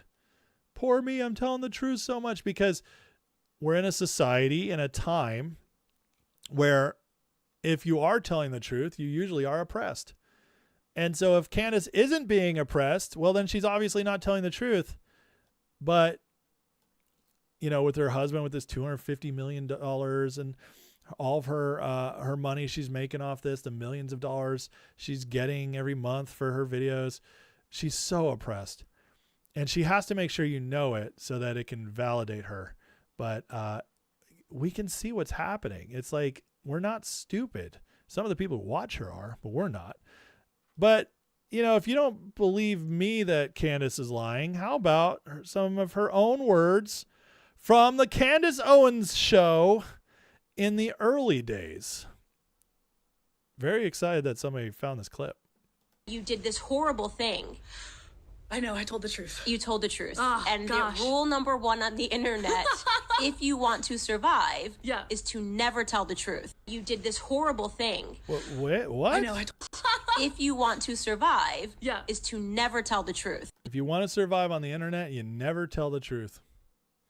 That's an interesting thing to say. I've honestly, even if you're joking, I've never heard somebody say that before. I've never heard somebody joke about that before. It's a weird thing, don't you think? I mean, whether she was serious or not, the fact that that's even in her brain, I don't know. I have a feeling that knowing Candace over all these years watching how her career's unfolded, she definitely believes this. So, but it's been fun watching Candace's career implode. As this goes on, it's only going to get worse for her. Her views were already down about 30-40% before she launched this new Erica Kirk special she did that like rejuvenated her temporarily. But people are starting to get onto the grift. And Tim Pool, I love Tim. He's one of the ones who is just getting more and more pissed off about it. He cannot stand what Candace is doing. Candace Owens has now called for the acquittal of Tyler Robinson, which I'm pretty sure she did already before, but now everyone's going after her because she made a thumbnail that said, if the bullet does not fit, you must acquit. The story, of course, is that a court filing from the defense says that the ATF was unable to identify the bullet to the rifle. Now, of course, this is due to the fact that it was a bullet jacket fragment and they did not have a complete bullet. Still an incredible stance for the defense. It's the appropriate move, and I commend them. I commend them. Tim has been going after Candace for a while. I played the clips. I even did videos on Tim crashing out over her.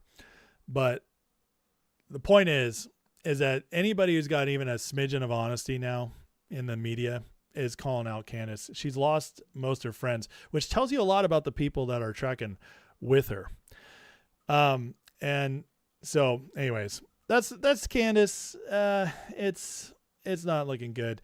Now, a couple last things here. This Alex Dugan keeps coming up, and I'm going to be doing a deep dive on him on one of my members' live soon. But he keeps coming up, and now even we've already had Candace, Tucker, Alex Jones connected to him, and now Jack Posobiec. Somebody found on webarchive.org, which archives every picture, every page ever loaded on the internet ever. Somebody found a bunch of Jack Posobiec's old posts reading Alexander Dugan. Look what a baby he was back then. But here he is quoting him. France should be encouraged to form a Franco-German bloc with Germany. Create political shocks within Turkey by employing them. Dugan, 1997. He's just sharing this book. Ukraine should be annexed by Russia. Dugan. I just, I don't know about you guys, but I don't like to read books by evil people. And even if I was doing it just to study, I want to be out there quoting it and bragging about it. So I don't know. This stuff's weird.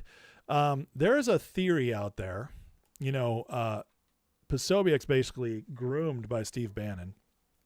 There's a theory out there that Jack Posobiec is the one who they want to replace Charlie Kirk with.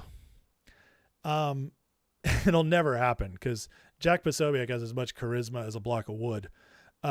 And he also says really dumb stuff like Lord of the Rings is pagan. It's just nonsense, which he should know better as a supposedly practicing Catholic. Anyways, but just interesting stuff. Watching Dugan keep popping up among all the grifters. And then to finish, Tucker. Oh, Tucker. Well, Tucker has now done in part what I predicted would happen. Remember the first one we saw was Cernovich trying to crawl back into Trump's good graces, trying to crawl back to MAGA because they went too far. Well, now Tucker is doing it. First of all, he mischaracterizes Trump's speech by calling it the end of a global American empire. I felt like it was the exact opposite. It was declaring us not empire per se, but basically our power and superiority and our sovereignty, which I guess you could make the case that's not calling us the empire, but that's definitely not the point of Trump's speech. So he mischaracterizes that, but then he does this. There's turbulence ahead, but long term, it's a huge win for the United States. Now, I could tell you guys, as somebody who's been in marketing, this is a narrative switch. This is trying to frame things positively. This guy has been crashing out over everything Trump's been doing now for the last month. And now that the Iran war looks like it's going to go the right way, he's trying to find his way back in. And this is how he starts. By painting a hopeful picture that, we are trending in the right direction. You see what he's doing here? I predicted this would happen. I'm kind of shocked Tucker was one of the first ones to do it. But just watch. We're going to see more of them. As Trump wins and they realize they didn't change MAGA at all. They weren't able to hurt MAGA at all. They're going to be crashing out more and start coming back. So keep your eyes open for that. But for now, that's a Grifter report for tonight, guys. Keeping you up to date on Fagaland and how it's going down. All right, let me take a break, check in on the chat, and then we're going to go through some of the wins going on. But I saw somebody mention that because I said Jews don't like Jesus and they mentioned Messianic Jews. I obviously am not talking about Messianic Jews. I'm not talking about the Jewish people by blood when I said that. I meant Jews by religion. Jews by religion don't, and those are the ones loyal to, like more Zionists, like basically what she's calling Trump. She's not calling Trump a Messianic Jew. She's calling him, Jewish, as in like all in on everything Jewish. So there is a difference. And obviously, because listen, if you're a Messianic Jew, you're a Christian. That's how I see you. I don't, the term Messianic Jew doesn't do anything for me. You're a Christian. There is no such thing as Jews. Paul wrote in Galatians, now therefore there's no Jew, no Gentile, male nor female. What he was talking about is, because obviously there's male and female and there's different races, but what he was talking about is before God, there's no difference in your value and who you are to him. You're just you. And so you're Christian or non-Christian, that's all that matters. And Messianic Jews are Christians, and so I don't call them Jews. If they want to be identified as that, that's their deal. But that's not how anybody who's accepted Jesus is a Christian. LMA says, Candace batshit crazy. Once a fan, when Charlie died, she displayed no regard for those grieving. Exactly. There's a lack of honor, which first turned me off to her too. So, Die H-Man says, Candace consults with Webb and is controlled by the crown. Oh, you think so? Yeah, her husband is son of a House of Lords member who's connected to MI6. So, yeah, I would say you're right on. Paul says, in my opinion, Candace either genuinely lost her mind, is suffering from paranoid delusions. She's just evil. She's just evil. She hasn't lost her mind. She's too clever for that. You would see more, eccentricity than we do. She is too on point with her narratives she's spinning and how she's building this little empire. She's doing all that too cleverly for it to be a mental illness. Let's see. Tucker should move to Qatar. He might get there. I don't distrust Todd Blanche. He defended Trump.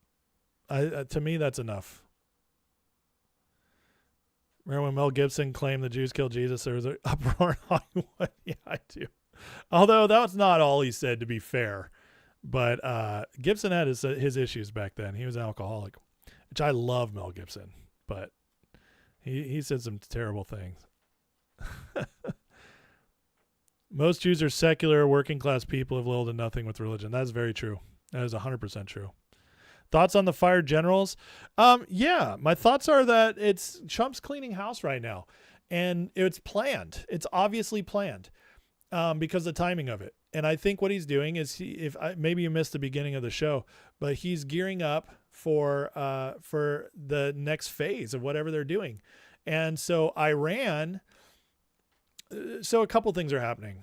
I think in Pam Bondi's case, it was planned. It's a planned transition. I think it was always going to happen based on what we've seen and based on what they said. I'm ignoring all the trust me bro sources. Okay. I'm listening to Trump. I'm listening to Peter Doocy, who's a legit reporter who gets access to Trump. I'm watching all the people who have talked about her that are in the administration, how highly they're praising her.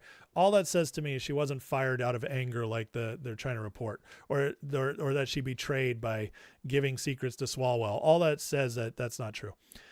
What I'd say is that others, because it is transition time, because Trump's winding down Iran and the foreign stuff to really go hardcore on the domestic, ramping that up.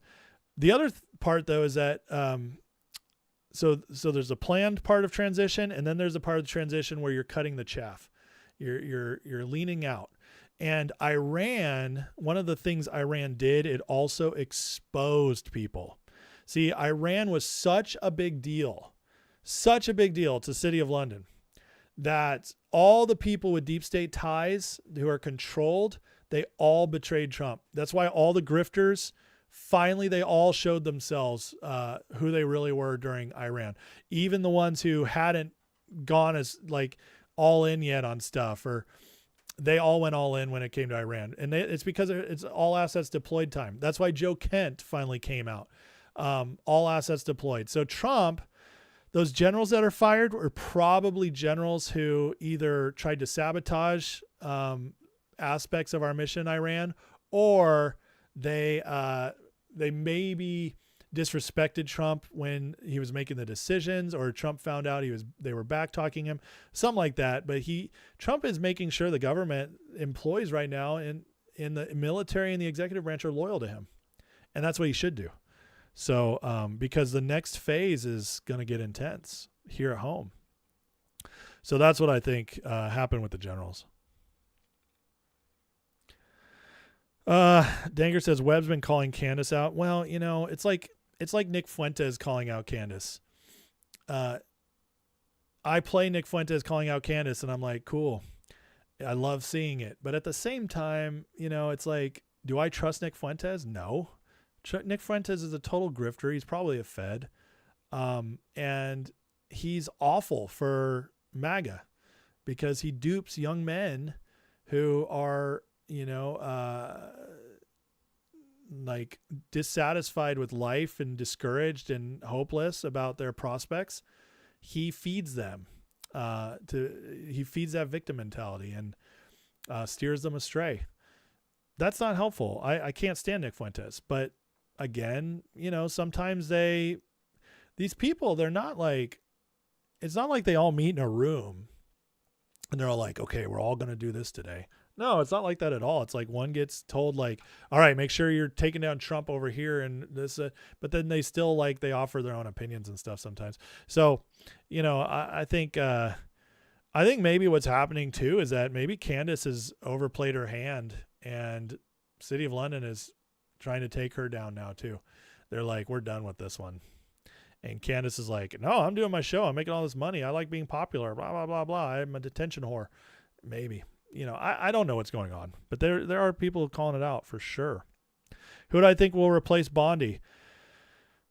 Your guess is as good as mine. I'll tell you what it looks like. It looks like Blanche is going to get some time because of what Trump said and because of the setup right now.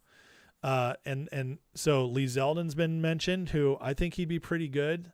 He's been great at the EPA. He's a little nice, so maybe he's one of those guys that's a total bulldog, just nice to your face. I don't know. Mentions of DeSantis, that won't happen. Trump will never. DeSantis broke all trust when he ran against Trump in the primary. So Trump mowed him down, and now Trump's not going to trust him, not in the administration. He'll trust him from afar, but he won't let him close. And then there's been like mentions of like Harmeet Dillon, who would be amazing. So I don't know. There's some good, and then we could just be surprised. But it has to be somebody who could get confirmed. So that matters. Do I know what Trump means when he says central casting? It just depends on the context. And what context did he use it most recently? I haven't heard him say it in a while. Let's see. Blanche can serve forever. I don't know if that's true, though. Are we 100% that's true? Yeah, we'd have to see. I don't know. Somebody says they don't trust Joe Kent. I don't either. I don't either. Yeah, so, I mean, central cast, somebody said actors. I mean, obviously the actors part. But sometimes he means it to mean like somebody's good looking. Trump likes to compliment people and stuff like that too. So, yeah. Well, I think at this point, Candace has been, at this point, it's really hard for anybody who's a free thinker to follow Candace and trust her. But there was a while there where I knew a lot of people who are really smart that I know who are like still trusting her. I was like, what? But I think that's ending. So thank God for that. Okay. Last part, guys. Let's get into the wins. This last part here. The stuff they don't like to tell you. First of all, this is a big win. Tina Peters had her sentence thrown out today.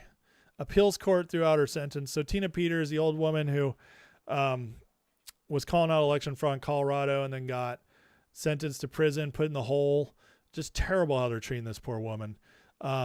Trump's been putting a lot of pressure on him, and it was a state crime, so he couldn't pardon her. And the appeals court overturned her sentence. So we'll see what happens. She could be resentenced, but hopefully it's just time served and she gets out, because this is terrible stuff. All right, let's keep going. 15-year high of manufacturing labor productivity. That's pretty incredible. So economy is coming roaring back, guys. Just wait till Iran war ends. Once the Iran war ends and the oil goes down, holy smokes. I have a feeling we're going to have a smoking hot second half of the year. So I'm excited for that. Even more data has proven it. Capital goods up to a record 41% of U.S. goods imports. Trade deficits down to 55% to the first 2 months of 2025. Crazy. Just there's a lot of good things going on with the bones of our economy. So all this stuff, guys, is what happens first. And then it starts trickling down to the consumers. Prices, wages, all that is coming. Wages have already been going up, but eventually there becomes like what's the word I'm looking for? It's like a snowball effect, and it'll get bigger and bigger, and we'll all benefit from this. RFK today came out. There's Lee Zeldin right there. Maybe our next attorney general. Announces STOMP, systematic targeting of microplastics, a program to measure, understand, and get microplastics out of the human body. As a health guy, this matters a lot. Microplastics are terrible for you. Stay away from plastic as much as possible when it's around your food. That's all I can say. Testosterone, this is one of the main reasons testosterone's been failing, like careening off a cliff for the last 50 years. Which impacts masculinity, which impacts culture. All this stuff that's been happening to our diet since Fauci became head of of our health system in the 80s, thank you, President Reagan, is awful. Once he let all the food companies get bought up by tobacco companies and big pharma start, getting vaccines exempt and all that crap, it's terrible. But this is going well. Food for thought. While everyone's fixing on oil, no one's talking about what's happening in natural gas. Over the past year, gas prices have collapsed by more than 30%. The result is a massive underreported positive supply shock and a core input to the U.S. economy. Look at this, guys. This is crazy. Natural gas in America is just piling out.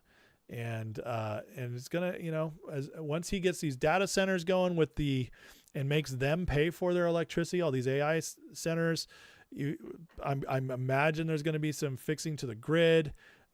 Trump's he's going to be the energy president, which is going to set us up for 20 to 50 years of prosperity in our nation. And we're starting to see just the beginnings of it. Trade deficit way down. Exports are up 4% versus expectations of a 2% decline. What happened with the tariffs? I thought they were going to crush our trade. Nope. Also, initial jobless claims below estimates. So all this stuff's trickling out, guys, while the Iran war is going on and nobody's talking about it. They're using it as an excuse to ignore it. Look at the Trump's breaking every modern record in terms of immigration enforcement. Here's Trump replacing immigration judges. Asylum denial rates are now at 95%. Look at this. Look at the upward momentum on that asylum. So he's just completely fixing the immigration system just like that. And the last thing they don't want you guys to know with all this going on is that Trump's approval's going back up. Overnight approval from Rasmussen, who daily tracks, up to 49%. And now their weekly average is at 46%. Trump is popular again, and it's trending in the right direction.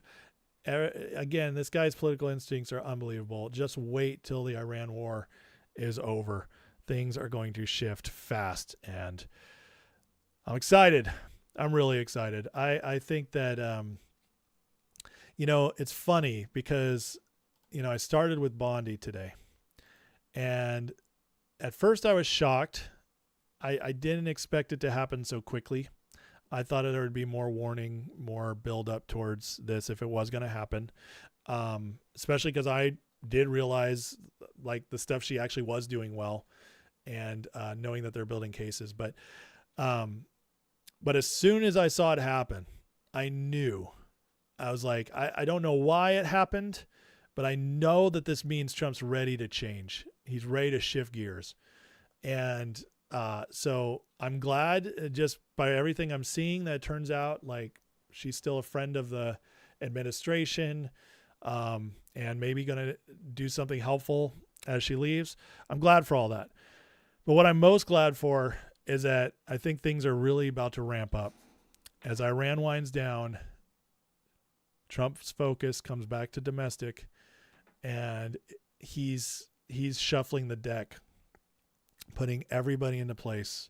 We got Mark Wayne Mullen in now at DHS. We're going to have a new attorney general. We got Todd Blanche for the meantime, who they apparently have a mission for. Who else is he going to clean out?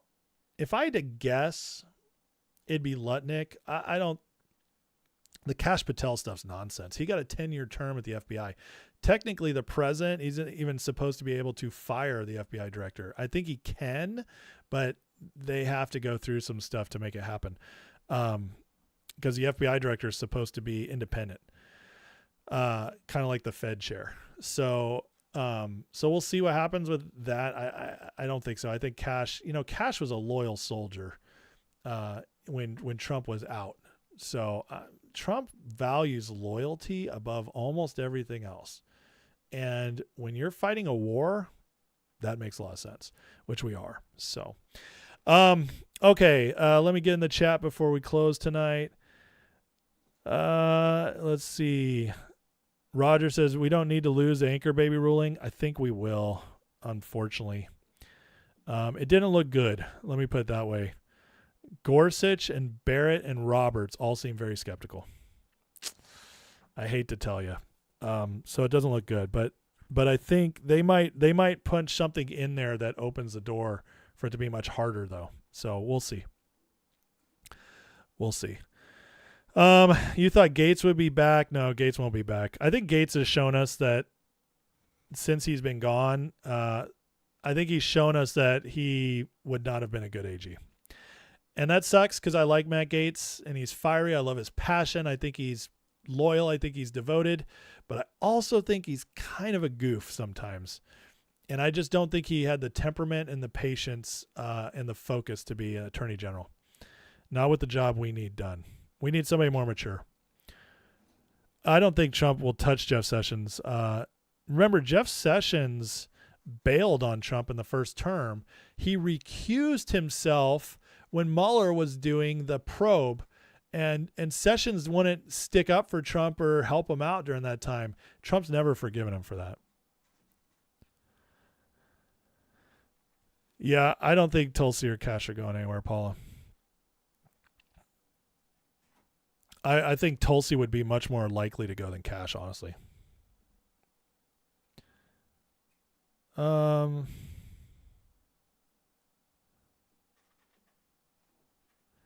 know, Gotcha Suckers writes, competence trumps loyalty. No, it doesn't, actually. Not when you're in war. See, that's, first of all, that's a misnomer. It's kind of a stupid thing to say because every single one of these people is competent. The lie that any of these people are incompetent is so stupid. Do you realize, like, what they want you to believe when they say somebody's not competent or qualified for a job? They just want, that's code for saying, oh, they're not deep staters. They're not controlled by the government. We don't trust them. That's what that's code for. It's so stupid. Like, a senator is qualified to be president. Do you know how retarded that is? A senator just sits in their office and maybe writes up some law. They don't run anything. Whereas, like, the government, it's makes much more sense for a CEO to run the government than a senator. And yet senators are always running for president. And, oh, they're so qualified. No, the whole, in politics, the whole idea of qualifications and competency is 99% total horse crap. It's so stupid. And in politics, it's not like any of these people are unable to perform. You know, they all have backgrounds. They all done stuff. And they're all just as competent as the next man. And listen, anybody who's ever done business, which I've done a lot of, knows that it's much better to have somebody who's passionate and willing to grow into their role than somebody who has a ton of experience and kind of can do their work checked out. That, my friend, is way worse than the passionate person who will grow into their role. Give me that person who's fiery and passionate and focused and ambitious every single time. I will turn them into an incredible employee or an incredible entrepreneur every time over the person who's experienced. You know, and the worst things is college kids. College is one of the worst things for preparing people for business world. They come out stupid and entitled 90% of the time. So the whole idea of competency is retarded. It's so retarded. It's the whole idea of, like, you should have a college degree to apply for a job. Well, that's so stupid. I don't have a college degree, and I've achieved a lot more success in the business and marketing world than 90% of people who have degrees and are making a lot less money than me, or a lot lower tiers than me on the ramp. And so I'm just saying, like, that whole idea of competency is so stupid. It's so stupid. And honestly, every single person knows it, but they got to play that game. They got to play that game because they have to play the game because they have to come up with the reasons why the institutions still matter, even though most of them in most situations do not, at least not in the way that we've venerated them to. So, trade school is so much better than college. So much better. The only reason you go to college anymore, I tell my kids this all the time. I'm like, I don't want you guys to go to college. I want you to learn business. I want you to understand how to manage AI. And I want you guys to, learn how to, just be confident people. I want you to go work your way up somewhere, gain skills, focus on that, and you'll be successful. The only reason to go to college anymore is if you're going to a career that you literally have no other choice. And right now that's law, which we need lawyers. We need good conservative lawyers. So we do need lawyers. Go to college for law. Doctor, if you really want to be a doctor, which God bless you in this environment, being a doctor sucks more than ever because the government's made it horrific, made the healthcare system horrific, even to work in. But if you want to be a doctor, you have to go to college. There's some jobs you have to do college. And so, but that's it. Everything else, stay out of college. Don't be competent. When a leftist calls you competent, or like an old school, like college, country club Republican says, talks about competency in college, just laugh in their face. It's so stupid. Take the passionate, ambitious, loyal person every single time. Trump knows that, and he's probably one of the most successful people who's ever lived. And there's no debating that. You can hate him, all that stuff, but you can't deny the fact he's made billions. He's had several successful businesses. And yes, he's had bankruptcies, but everybody who tries business has bankruptcies in business, not personal. He's never been personally bankrupt. So anyways, that was just a stupid comment. That's just a stupid comment. Let's see. Seth says, I never went to college. I went into the gas and oil sector, retired at 42, and have 3 businesses at 45. Good for you, man. God bless you. That's amazing. Please don't go to college, major in philosophy. Yeah. You could, if you major in philosophy, you could spend a lot of time writing pretty stories about why you're in so much debt and can't make money. At least you could do that. Oh, man. Geronimo says, funny you say that. I went back to college so I can stay in my HR director position. I was told if they put me in the position I needed to agree. I was already doing well without it. Exactly. So what did they do? They sold you out to the system so the system could make its money and still be relevant. And they probably didn't even know they were doing that. They were just being good little automaton NPCs. Go to college. You have to go to college. So stupid.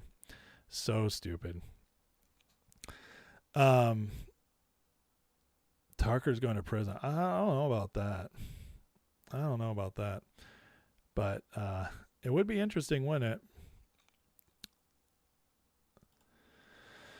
Wes says, experience means almost nothing. You could be doing it wrong for 20 years. Exactly. What is that experience?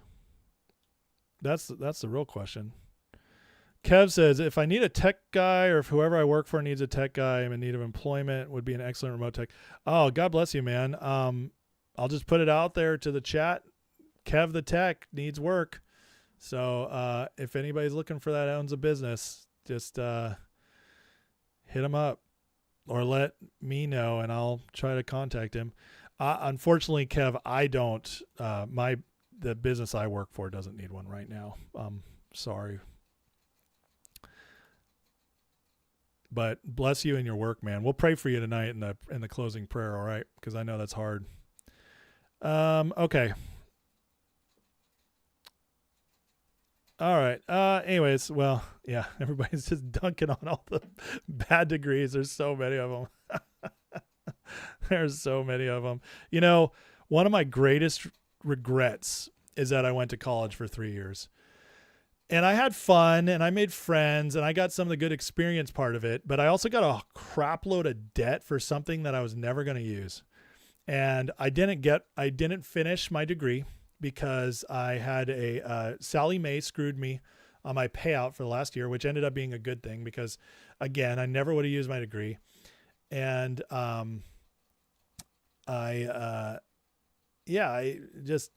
life ended up good anyways. And just by hustling and everywhere I worked, gaining the skills, and just being, somebody willing to learn and read and grow nonstop and learn business. Listen, I ended up doing okay. Now my ultimate goal is to be in business for myself, and I would love to do this full time. So, and turn this into a business and help people and make it all part of it. But that's down the road. So 4 years of nursing, 1 year would have taught you all you needed to know. Yeah. It's all a big scam. College is a scam now. It used to have value, but that's before we had, that's back when knowledge was, knowledge used to have gatekeepers. That's the best way to say it. Knowledge used to have gatekeepers. Now it doesn't. The internet has done away with all that. So now all you need is a desire to learn and the ability to read and comprehend. You have those abilities. You can learn whatever you want. Now, in working with your hands, experience, that you cannot replicate. That needs to be either you learn the hard way by doing for years, or you are, you're mentored. That's still very valuable. But college doesn't give you any of that. College doesn't give you the valuable stuff. It just throws textbooks and lectures at you. And that you can find online. Everything you need for free. So anyways, I heard the other day, actually this was a while back, somebody made the comment, and I don't know if they researched it, but it made sense to me. It said that the average fifth grader now has had more access to knowledge in their lives than Benjamin Franklin did in his entire life. Think about that. The problem nowadays is not that we have knowledge. YouTube would never be my partner, Peter. It'd just be a avenue. The problem nowadays is that we have more knowledge than we've ever had and less wisdom. And that's what we need more of, is the wisdom part. And college does not give you wisdom. In fact, the opposite. You'll send your beautiful child you raised, who's so perfect in so many ways and so sweet and wonderful and caring and a good kid, involved in the community maybe, just, and then you'll send them off to college and you'll get back a purple-haired, buzz-cut liberal, and you won't know what to do with it. So, yeah, that's about all college is good for these days. Anyways, all right, guys, love you. I got to go. It is so late. But listen, this is my Friday night this week. I pray everybody has a happy Easter, happy Good Friday, because we're already there. Listen, I will be doing a members only live this weekend. That'll be faith-based. So if you're interested in that, you can go in the description right now and go for free by joining the Patreon. Otherwise, please like and subscribe before you head off. And otherwise, I'll see you guys probably Sunday night. Actually, Sunday's Easter. You won't see me.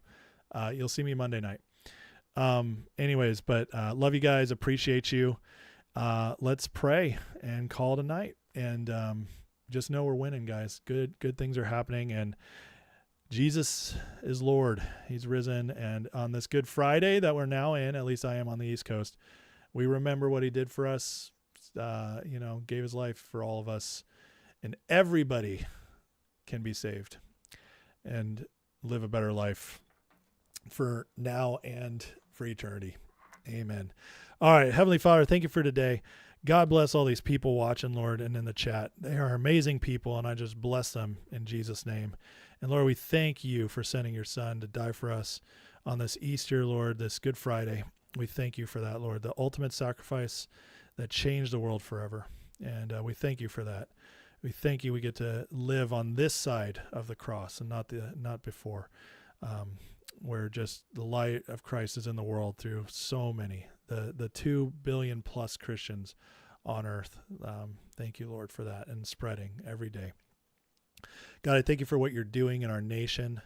Thank you for what you're doing in our lives. I pray for President Trump and his team that you would bless them, pocket them in your protection, give them wisdom, Lord, and discernment and boldness going forward every day in handling all the insane mess that we're in.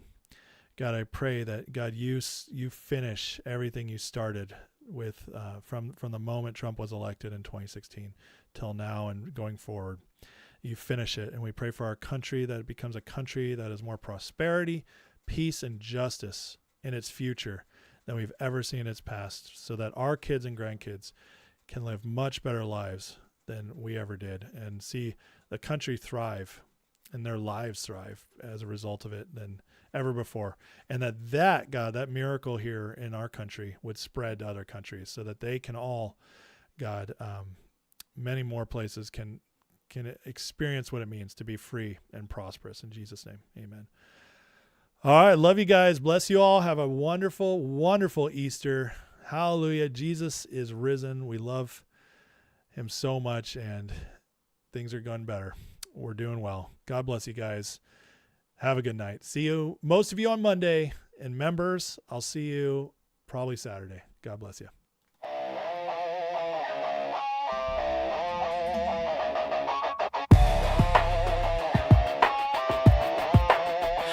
Headlines screaming like a siren at night. Red and blue shouting, nobody's right. Smoke in the streets, truth under attack. Everybody's loud, nobody's got facts. Feeds keep scrolling, nerves stay tight.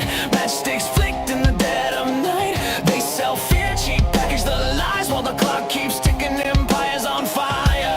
Can't sit quiet while the world's on edge. Lines in the sand, standing on the ledge. No script, no leash, no